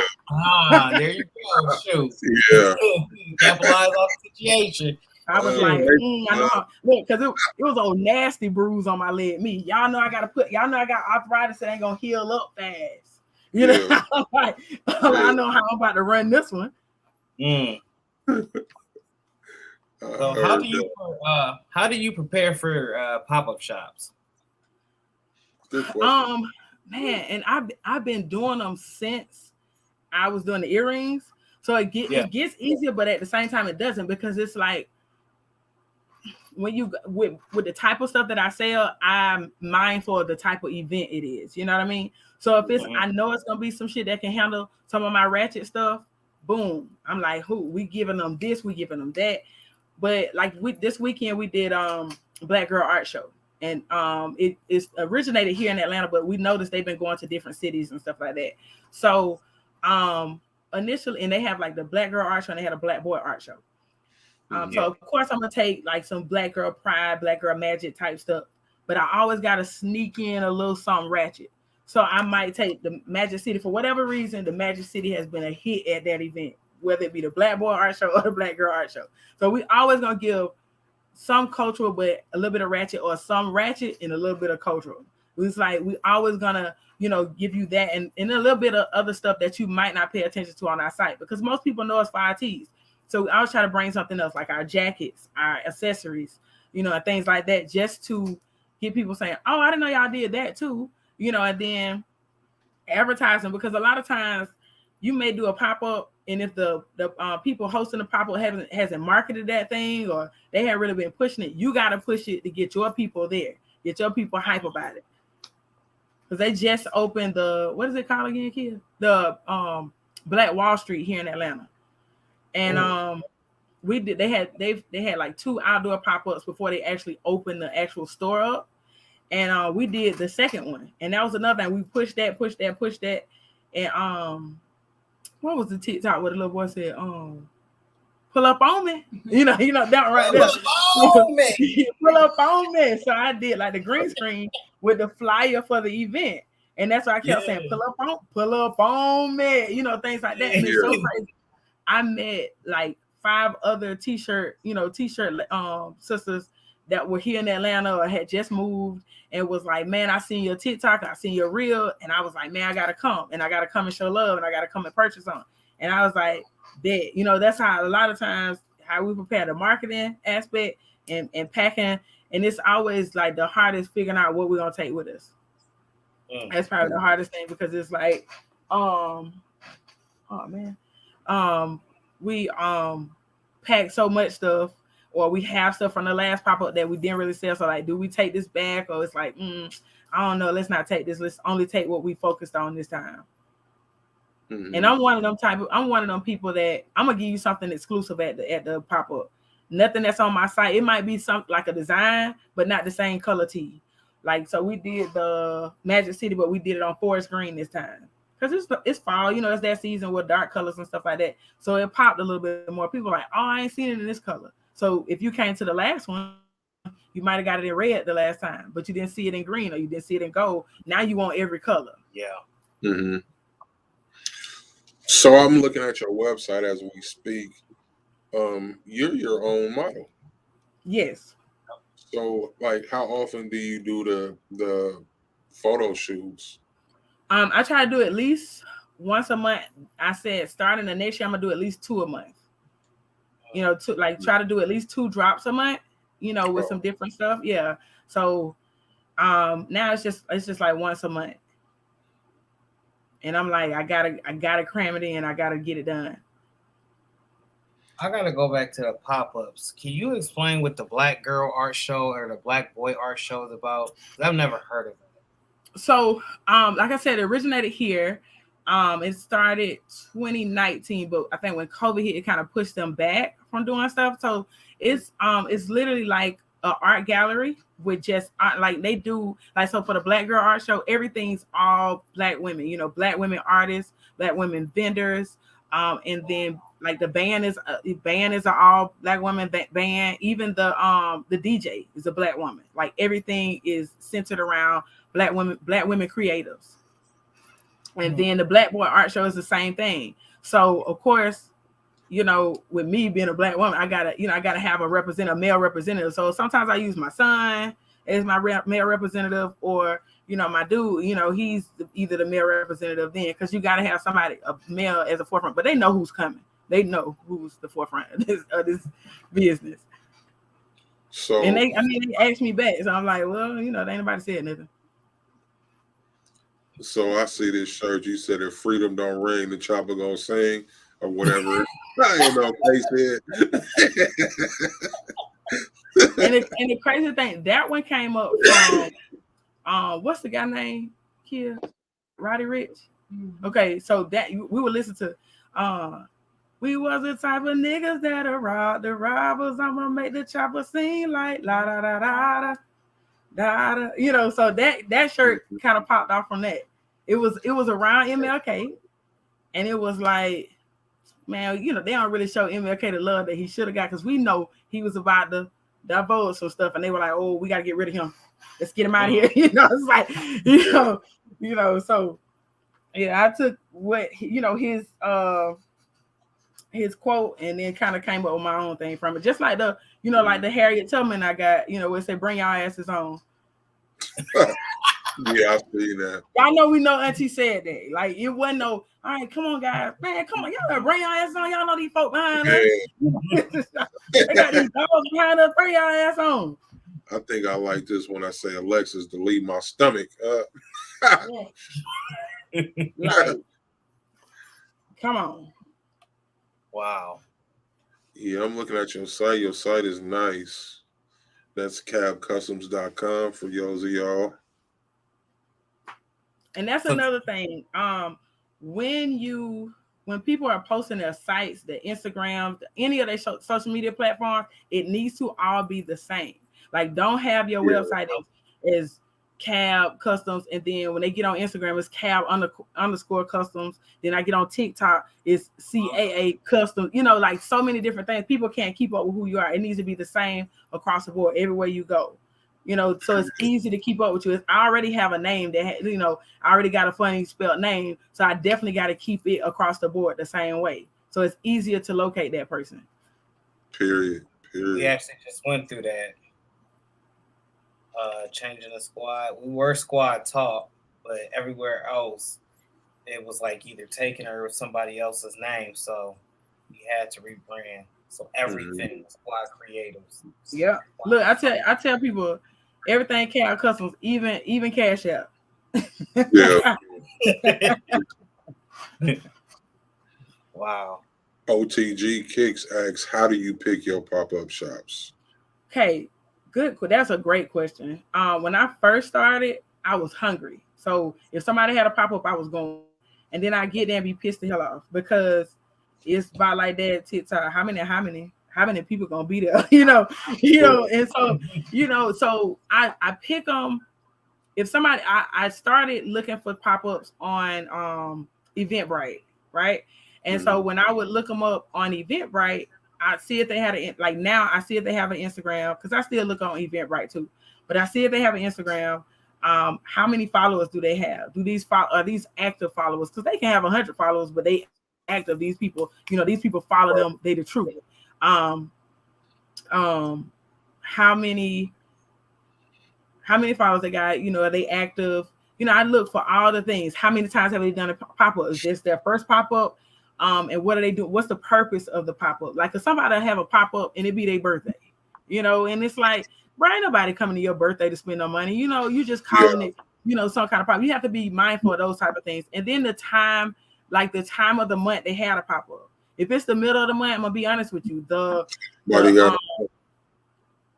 person hosting the pop-up is probably trying to pay some mid-month bills. So they're gonna they're gonna have you paying high-ass vendor fee, and then nobody comes to the event. You don't even make your vendor fee back. So you got to be mindful of those type of things. Even the ones that charge so much. Why are you charging so much? Like, because some people put a celebrity on their flyer. That celebrity don't even come to the pop-up or has no association with the pop-up. And here you go, you done paid $300 and nobody's there. And you get there, it's unorganized. Like, look for all the different things. Like, what do they offer for the price that they're charging? Do you already come and there's a table there, there's chairs there? Do they, do they have a drop-off time? Are you in every 100 vendor dropping off at the same time? That type of thing. Are they people who are very thorough? They email you all the different things. Like, they're not just giving you a little bit at a time. And then, like, I know one time when I first started, the person didn't send out the location to the day of the event. Then it was a red flag before, but I was hungry, so I was like, bet I'm gonna just go thug it out. I might have sold one thing, and I was in that mud blow. And you don't want to go to these events where it don't go good, and next thing you know, you packing up your stuff mid these people event. Like, you walking out because you got angry about some shit. So it's just like, you gotta be mindful of these events and look at the person. Look at their Instagram, look at their social media. They don't have a social media at all. I ain't doing it. Because how are you marketing it? Who are you who knows to come? And then it's so funny sometimes. I notice like older people like to do pop-ups, and the only people they invite is their older friends. And they'll be like, girl, we want you to come. And I'm like, girl, my shirt's got cussing on it. I'm not coming to that event. I'm not even gonna waste my time like that, to appease you. No. So you gotta be, just gotta be mindful of that. Like if the pop-up doesn't go with what your brand stands for, I wouldn't do it. Like somebody having a tea party and you sell like sex toys. That's not your thing. Yeah. You're looking for events that's sex oriented. They're gonna be talking about sex, that type of thing. That's the type of thing you want to do. You have to make sure what you're doing, will be of value for your brand, and it's gonna expose you to more people in that arena. So what's a good price to pay to be at somebody's pop-up? Like I said, if they know they're gonna get the people in there, like here, we had this pop-up this event called the Village Market. It wasn't even a black, it was just a Village Market, all black vendors, wall-to-wall black vendors. And people, when it first started, my first time doing it, it was still packed. And the host was only charging $5 for a ticket to get in. Now that next year because they did it like 3 out of the 4 quarters, they did it 3 times a year. That second one I did, more people came. They knew that they marketed it. They spent the money for the marketing, so they knew. Okay, the first time I did, I only paid $75. I'm like, bet I'm finna stay on their radar. Then next time they was like, go ahead and run us that 150. We know the people coming out. You know what I'm saying? But I was like, bet I made it 150 in the first 30 minutes because I trust my product that much. The last time they had it, last time I did a 2-day event, $350. And so when they get up there, how you be like, But again, it's 2 days. They did it on Black Friday and Small Business Saturday. Okay. People, you know what I'm saying? People shopping. So I was like, it wasn't nothing for me. Like how they be having the tips, how they throwing their credit card at the thing. Bet you got it, because I already know. Like in the first hour or two, I done made my vendor feedback, and that's the next hour I done made back the money I spent. So all of Small Business Saturday is all profit. If I don't, so you got it, and then that's another thing when you're preparing for these events, you can't spend more than you plan on making. Right. Set a goal for what you plan on making, and don't go in these pop-ups like, oh, I'm gonna underprice all my stuff just so people will buy it. Heck no, that's not your audience. You know what I'm saying? You ain't got to go in there talking about if you sell your shirts for $25 on your site and you want to sell them for $25 at this event, you sell yourself for $25. Don't sell yourself short. And unless like for me and Kid, one event we did, we knew the traffic might have been slow, and it was some stuff we were just trying to get out anyway. So we might have not even had all the sizes. We brought like overload stuff, and we like bet, $15. If you find your size and you like the tea, grab box, just keep going. Which sold quick, for us. But at the same time, on a regular day, nah, you might even want to go up just so you cover your price of like how much you paid for that fee and that type, and how much you had to pay for equipment just for that. Mm-hmm. Wow. So, like, how do you pick which product you're gonna bring, or do you have a process, or you just work with what's cracking at that moment? I'm always gonna bring like what's popping. If it's around a holiday, I'm gonna bring something related to the holiday.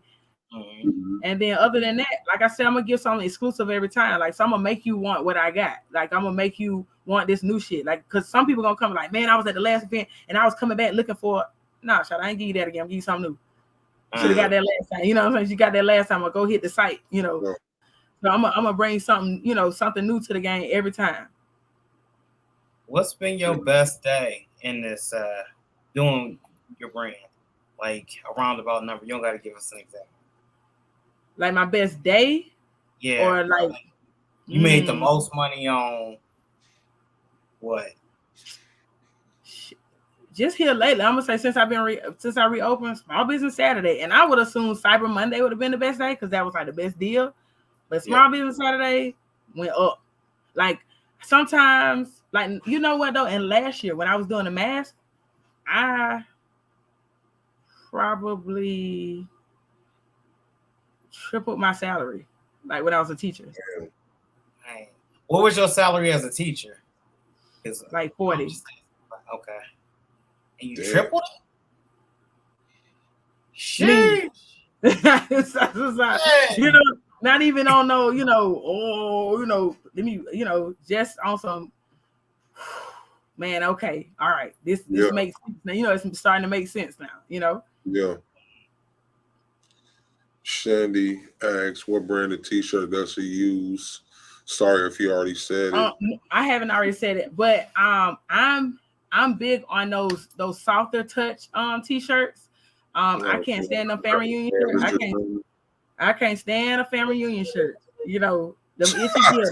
So, if I order from somebody and I get one of those, I'm only working in this shirt. I'm probably not gonna advertise this, but if I just so happen to use Gildan, it's gonna be Gildan soft style.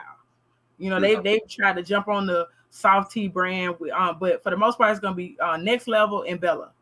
And we pretty much all using that, so they ain't got shit right now. But that's who we use. That's who you use. And if you want a good quality product to go out to your customers, and they like, oh, when they get the shirt, they like, oh my gosh, I love how it wash. I love how I do this, that, and the other. That's what you want to go. You want to go with. You want to give somebody something you would like to buy. That's my thing. I don't want to give nobody nothing I don't like to buy. Like, I done got some shirts. You wear them cheap shirts, man, it's beads all over them, the neck hanging down. By the end of the day, it's like, man, I got one good wear out this shirt, and now I'm throwing it away. Yeah. And don't let it be one of them cheap shirts and it's white. Man, give up. Yeah. Give up. So I definitely try to, I'm saying, like, pride myself in the type of products. Like, even if I order something wholesale, I'm gonna order a sample first. Yeah, I want to touch it. I want to feel it. I want to see how, like, if I print something on, I want to wash it. I want to do all those things before I put something out to somebody I know I wouldn't want. Like I got some flannels. I put them on the site. I'm okay with them, but I'm not okay with them. You know what I mean? They didn't give, like the people said, they didn't give what they supposed to give. So I only ordered a few of them, and I didn't really push them. But I found another company with some flannels, and I was like, okay, this is what I was looking for. This is what I was going for. I'm gonna go ahead and, get them few. I only put probably like 5 on the site. So once they sold, they were gone, the other ones. But some stuff you might even have to get somebody to make some stuff. Like, now I want to go into sewing, because I might want to change the sleeves on a denim jacket and make it something else. Or what? Can I please interrupt you? You had a shirt that has like different color sleeves and a hood and a pocket that black. Did you do that, or did you buy that from somewhere? I definitely bought that wholesale. Like, I'm trying to even figure out what site I seen it on. And like, I'm blowed. I only order so many, and I don't know where, because I buy stuff from so many different people. So now I'm trying to find the receipt in my emails. Like, where did I buy that from? But I bought that one. I wish. I'm like, man, I want to start making my own stuff, adding patches and different stuff, just trying to get people something else. That was black and gold, or was it black and yellow? Yeah, black, red, yellow, gold. So I'm already looking for something else kind of dope like that to drop for like, coming up Black History Month, all that type of stuff. Mm-hmm. Like, we really go. I go hard Black History Month. I'm like pushing everybody else, black brand. I'm pushing mine. Like, we have berets, and we be like in all black, taking pictures, all kind of stuff. Like, I even did a trench where I put all my designs that were geared to the cultural side all over the trench. Wow. I saw the pants you did with the ratchet. With the cultural, you seen the pants, yeah.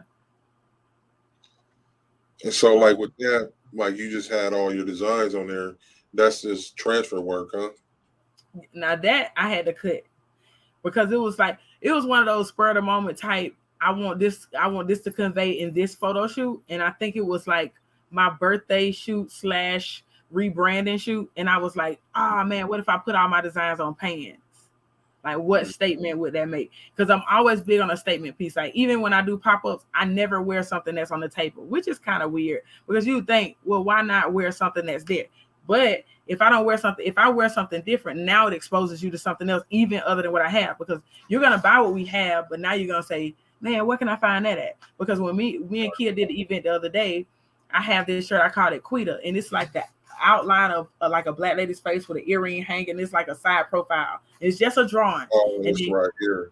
Yes, it's kind of like I wanted it off to the side. I didn't want it directly down the middle. So I found some pants with that abstract drawing on the tights. So I had that on with it. Now Kia, we did, for me, it was like the cultural side. Kia did Kia did the cultural side, I did the ratchet side, right? So Kia had on the new flannel that we're gonna start with black as fuck going across the back. I even did her pair of jeans with black as fuck. She had on the black as fuck beret, so the whole like look. And so now people are like, I don't see that here. I don't see that here. Oh, that drops on such and such date. Now I'm bringing you back for another sale. Wow. I seen where you had shut down your site and then you had put it back up. Can you talk to us a little bit about that? So with that, I'm just gonna come out and say I really haven't explained what happened with the closing, but it's a good platform to talk about it on. At the time, I was renting a house in the rental company, with the rental company the way that it is. I mean, the market, the housing market, the way that it is right now, everybody's trying to sell. So the house that I was renting, they just came in, I think the end of my lease was in July. I got a letter in the mail in June. They were like, hey, we're not renewing your lease. We're going to sell. We're going to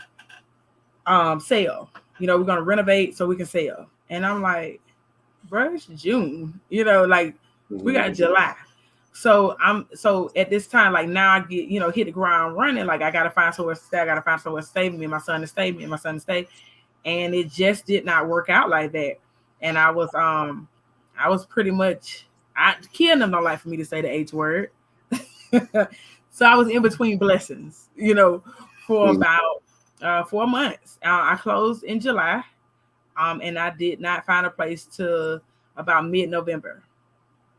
And like I found I haven't even unpacked my life. I unpacked Caab and was like, let's hit the ground running with that, because I missed it. And we would, like I said, we would do the small orders, but I was just like, this is not the same. And I felt the ways because I was like, I want to do my stuff and I want to do it my way and I want my, so it was, I know my therapist is like, I'm almost sick of her talking about in this damn store because I felt like, for me, it felt like I wasn't working. Let me stop you there, please. You mentioned your therapist, and I believe in that. I've had a therapist in the past, and how important is that therapist in your life? Oh man, that's like drinking water, man. It's like breathing. Like I go to therapy at least 2 or 3 times a week. I mean a month. Kia, and speaking of that, Kia is actually going to school right now, for personal, what is it called? I don't want to say it wrong. Clinical mental health counseling. And marriage and family counseling. So, we have, I guess you could say, sessions, I'm getting free sessions, every now and then, and it's, it. But when I say it's so important, because the crazy thing is when everything happened and the company sent me that letter about not renewing, my crazy tail self was like, I don't want to go to therapy. I don't want to do nothing. I don't want to express myself. I'm mad. All I had was anger. And it was just like, that wasn't the way to go, because anger is going to keep you in a space, and I had to, in therapy, like when I got back in there, she was like, whoa, once I dumped on her, like everything that had happened and everything that was going on, she was like, yeah, this session's on the house. We'll start back up. We're charging the next session. But, I realized I looked at everything the wrong way with that anger. It was more so of, that was a blessing because I had gotten in a very comfortable spot. I was comfortable. I didn't want to, I was like, man, if I grow, I got to do this, and I got, if I do this, then I got to do this, and overthinking. And so I know, I got a homeboy now, that's the name of his brand, Comfort Can't Progress. And that was at the forefront of my mind every time. Because when you get to progress, Comfort Can't Progress, like, even with teaching, I was comfortable doing that. I knew what I had to do every day. I wake up, I go to school, I do this. They give you the lessons. Everything is handed to you. And as soon as it got as soon as I felt uncomfortable, I was trying to find another way to make it comfortable. I was trying to find another way to make it comfortable. And I'm like, I don't want to do that. I don't want to do that. I don't want to expand. I don't want to buy another heat press. Right. I don't want to, I don't want to invest my money into this. I want to do this. And it was like, oh, okay, well, I'm gonna make you. Right. Thank you. So during that shutdown, heck, that made me, how are other ways I can market to people? How do I keep these same customers? How do I keep these people? How do I keep it relevant? And I would go live every now and then. I tell people like, hey, I just appreciate y'all for staying around. I appreciate y'all for keeping us relevant still. And, tell people to tell somebody that tell somebody. And so when the day I went live and said, and I gave it a date, that was not even thought about. I literally just was on live rattling, running my darn mouth and gave it a date. And I got so scared. I told Kia, I was like, man, I done put a date out here and I don't think I'm ready. Yeah. And it was like, it was a matter of get ready. Hell, like it's, you ain't no about you not ready. You just get ready, like do it. And that, again, scared me, but that fear pushes you sometimes. When you like, oh, I got it all together, something always happens. It's like something, a monkey wrench is thrown in your plans. So I kind of, look for that uncomfortability because it's like, okay, what am I supposed to be doing? Where am I supposed to be right now? Mm-hmm. And I feel like I had gotten so comfortable in that house, in that space, that I wasn't doing the videos like that. I was like, I ain't gotta do that video. These shirts selling themselves. Like, people were like, I already had that shirt. I don't want to buy that shirt no more. I already bought that shit. But yeah. So, what role did that therapist play in you coming to that conclusion? It's so crazy because I was telling her, like, I feel like I'm not doing anything. I'm waking up every day. Don't have a routine because I knew how my day was gonna go. I went back into teacher mode. How the day is going. I wake up, I go to the gym, I do this, and I didn't have that place. So she was like, "You're in the mindset that you have to be doing this to be working. You think you have to be pressing shirts or you have to be creating." She was like, "Are you online every day looking for a place to stay? One, that's work. That requires work. Two, are you still being the best parent you can be, even in this situation? Are you coming up with new concepts when the store reopens? You're coming up with new marketing, ways to market your business. You're marketing to more people now than you were when your store was open.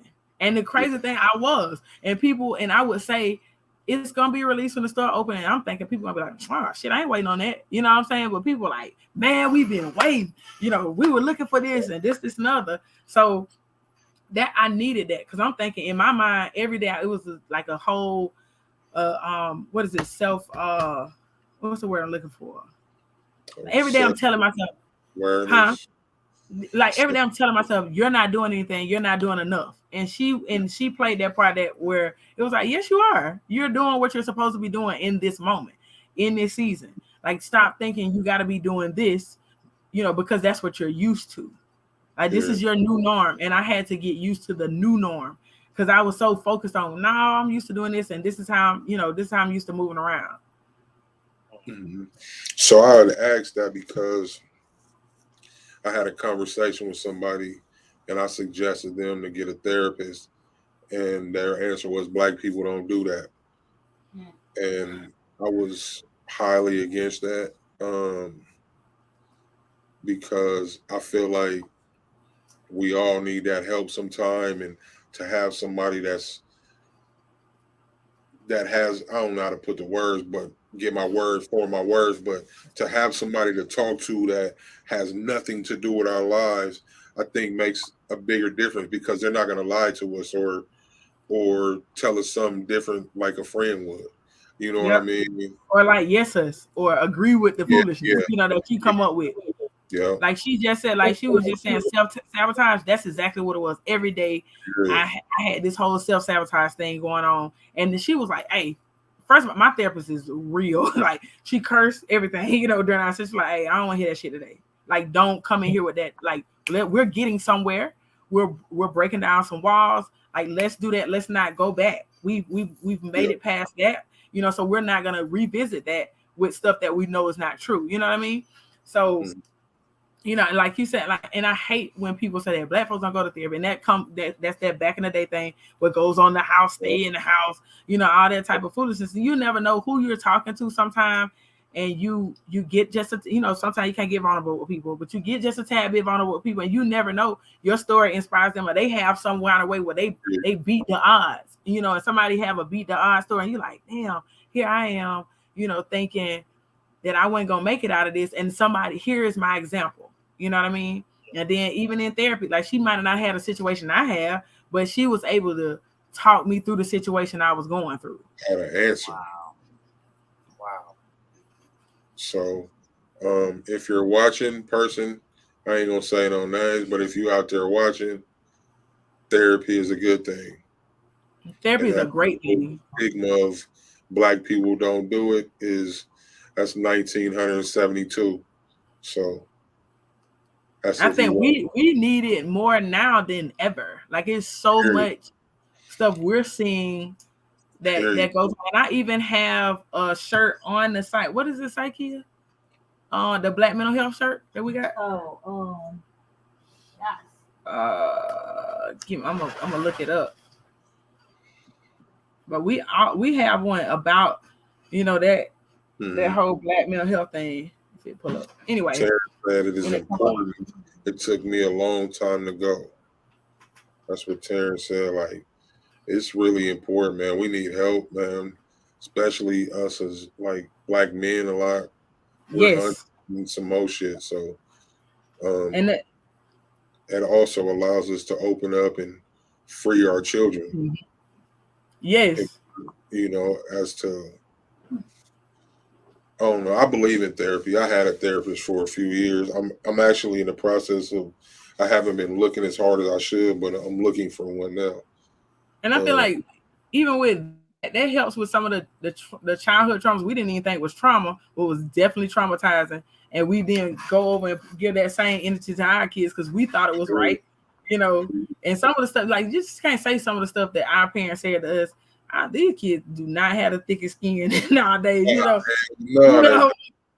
I look back now on like what they say is bullying and stuff, and me and my best friend from home, we be laughing, and it's like, damn, they look at this shit as bullying. We was talking about jonesing at the time, we thinking we jonesing people, and nowadays that's looked at as bullying. And I wouldn't say that we were actually bullying because it was people going back and forth, but now, people don't know. Like, if somebody don't say nothing back to you, like, at this point you bullying. Like, let it go. Like, they didn't jones back with you. They're not a joker. That's not the move. So, even in certain ways that parents parents talk to the kids when we were growing up in the 80s and the 90s, like, sit your goof ass down, sit your ugly ass down, all kind of crazy. So, like, you can't say that wild ass to your kids, because, the mindset is totally different. Like, we took that, we like, in the same time, we like, I know my mama don't think I'm ugly here. Now, she definitely probably think I'm goofy, but that type of thing. Yeah. And I was that dude. Like, I was like, where I'm from, we call it ranking. I'm on, a dude talked about me because I was a little fat kid. So the dude talked about me in like first grade. I messed with that boy till ninth grade, and like literally all the way up. Like, but that's just what we did. That's how we grew. Yeah. And like the bullying, like now it's bullying. I understand that, and I kind of tend to find myself doing it to people every now and then, even now, because sometimes people push the line, and that little 5-year-old little fat boy will come up out of me sometime. But I still like, I feel like therapy works. It does, because a lot of that stuff is just pent up from, like you were saying, from when we was kids. It's still bothering us at 40 plus years or whatever the case. And I mean, it kind of like what you were just saying, like, somebody, like, I know for me, they used to call me Giraffe, right? Because I was like one of the taller girls. I'm like 5'9.5" now, right? So I've been tall. Like, I was tall in elementary school. So they would call me Giraffe. For me, I'm one of those flip it person. Like, you say something bad about me, I'm flip it. I'm gonna go ahead and make fun of it, like, cause I'm narcoleptic too. Like, y'all got me good at night, cause I'm on here. Like, it's midnight over here. So for me to still be up, I must be having a good time. My brain says, "Oh, okay, I'm gonna stay up with it." But I'm real life narcoleptic diagnosed. I will go to sleep. I just have drops. I will go to sleep on you. But so people like, now people be like, oh, sleepy. I know Tip ain't gonna make it, So I'm like, well, y'all know my time is 10 o'clock. So if we ain't doing it for 10 o'clock, I'm out of here. I'm gonna go ahead and say it before you say it. So go back to the giraffe thing. That's my favorite animal. Like I even got it tatted on me, probably a couple of places. A giraffe, and it says stand tall. Because when people used to say something about the whole giraffe thing, I'd be like, yeah, what giraffes do? They above every other animal. They look at y'all, you know what I'm saying? So before you can even get me on some stuff like that, I'm gonna go ahead and say my piece. You're not gonna get me like that. Like you can't. I ain't one of them. Oh, I'm gonna go mope in the corner. Like not saying people don't do that. It happens, but I'm gonna go ahead and, like you said, I'm gonna go ahead and speak up for myself. I'm gonna, Well, y'all, we hit the 2-hour mark, and it don't even seem like 2 hours. And I know he has been lacing us with gems. I hope y'all have caught everything. We're going to do a rapid fire, but before I can do that, I have to hop into a commercial break. When we come back, we'll do the rapid fire.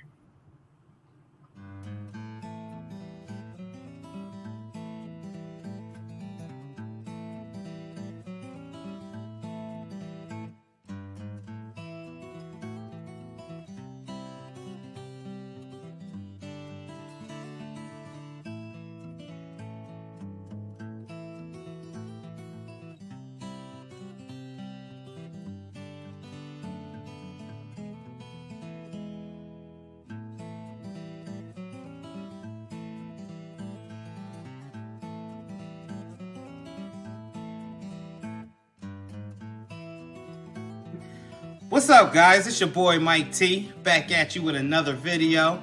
And today we're going to be going over Vinyl Supply Unlimited, where they have a lot to choose from. You can get your matte decal, you can also get sublimation prints, color changing vinyl, different layerable glitters, and also fat head material. You heard me, fat head material. As you can see, my fat head is up there, which is completely removable. I could put it on the car, I could put it on the window, and then take it off and put it on the door and maybe on the floor, wherever it may be. But visit vinylsupplyunlimited.com today.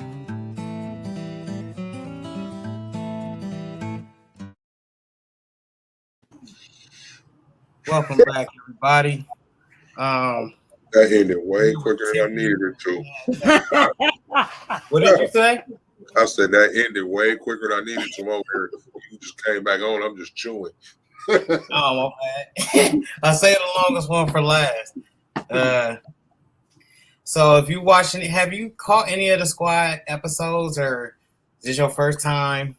This is my first time. When you all reached out to me, I was like, I don't know who that is. Like, is this somebody I need to be talking to? Because I ain't gonna lie to you, I done did like they done had me on like sex podcasts and all kind of stuff.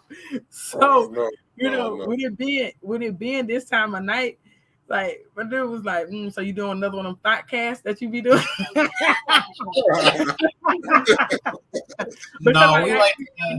And I guess because of some of the stuff that I say on my tees, people are like, oh yeah, she down with the get down, you know what I'm saying? Like she here to talk about it. Because I went to one and my shirt said, do whatever makes you come.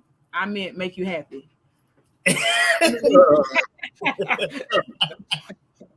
We like to call ourselves a voice for the craft community. I got invited to do pop-ups that are like sex pop-ups, or all kind of stuff like that. So automatically he was like, it's another one of those. I was like, I don't think it is. I just think we're in two different parts of the world. Yeah, that's exactly what it is. We like to call ourselves. We're a voice of the crafted community. So, and Seek actually, I didn't know who you was. He introduced me to you, and then I got to looking like, okay. Because I just watch. I watch your videos and watch you for a while before I even asked you to be on here, and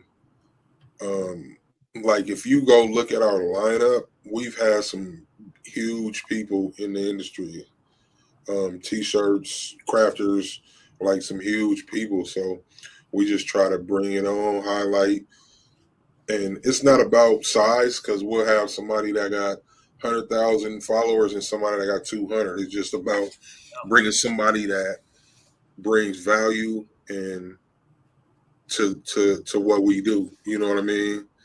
And so, and then I appreciate y'all having me on. I really do. I love doing this, but I'm telling you, I be nervous. You hear me? So like when you DM me like, hey, we still on me. It never fails. I've done a few, and every time I be like, you like a duck in water. You can't even tell. Yeah, for real. You know, seem natural on here. Yep. But I'm gonna let this brother get to that rapid fire. This is rapid fire. I ask you for 5 questions you can answer to the best of capability. These is like 1-word questions or answers. So you only get to choose one design. Which one is it? I love being black. It's dangerous, but it's dope as fuck. Period. Hot or cold? Hot. What's your favorite color? Pink. What's your favorite holiday? Holiday. Shit. Valentine's. Not because Valentine's. of love. Okay. All right, that was. I don't even know why I said that one because I'm not even a mushy. Yeah. That was a quick rapid fire. That's all I have for you tonight. Yeah. Look, I want to take that one back. I almost want to take that one back. Juneteenth. Go ahead. No, it's too late now. No, don't. Now you want to be like, we know the truth. Now she comes to discuss. I feel like I only said Valentine's because it's in Black History Month. That's, you know what I'm saying? It's in February. Double up. I will give you that. I'm gonna let you slide on that one. See, I was about what you call it. You see how I was quick on my feet with that one? You see how I was quick on my feet with that one? What you call it out there, Jones? And I ain't gonna Jones on you. Really, we appreciate you. You know, you mentioned your bedtime, and so we're gonna let you get to sleep. Man, ain't no bedtime. Me and Kia literally, I'm looking at Kia working, and I'm gonna jump in. Oh yeah, I forgot about that. You got to go to work, so will let you get to work. Kia, thank you for popping in. Shout out to Kia. Hey, put that uniform on tomorrow. Put that uniform on. Yeah. Don't leave the house without it no more. Look, when I see her hit the car, I'm gonna start putting on black. Y'all look at Kia again without a damn uniform on. See, they're gonna look. That's a shirt right there. Where your uniform at? Where your uniform at? She got 2 ideas tonight. Right. We found another company. She makes a shirt that says what is that here? I can't. I'm busy processing orders. I heard that. Yeah, she had that. I let her slide with that one because I did get that one for us. But you know. Yeah. Educated Natural said, great show. Shandy said, nice meeting you, Tiffany. Nice meeting you too. You know, slide in on Instagram and TikTok. I tell you, I give a little bit different on TikTok from Instagram because that's 2 different platforms. They do 2 different things. Y'all know they bougie over there on Instagram. Yeah, I don't really care. I never figured out Instagram one day. But you know, I get real bougie over there. I get real bougie. Like yesterday, I posted, I'm trying to stop cussing, but somebody always got me fucked up, and I always attach a shirt that goes with that. So my shirt that I did a little while ago, it says there are 2 types of people: those that got you and those that got you fucked up. Real talk. Hey, before we go, shout out all your your socials, your website, all that for the ones that missed. Like I told y'all before, I keep it the same on everything I do. So it's Caab Customs everywhere you go. CAAB. If you can't remember customs, just make sure you remember the CAAB. It's CAAB on Facebook, CAAB on Customs on Instagram, Caab Customs on TikTok, Caab Customs on Cash App, just in case y'all want to donate to the business. And the email address is info@Caab Customs. So, you know, try to make sure you keep it the same on everything.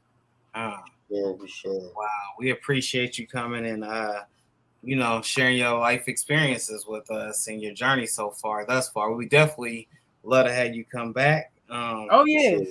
So look, y'all my peoples now. I gotta come back. Right. I know, look, y'all know I'm gonna have something different to say, something different. You know, another shirt that say too much and doing too much. Yeah, it's all good. Appreciate you. So tomorrow we back.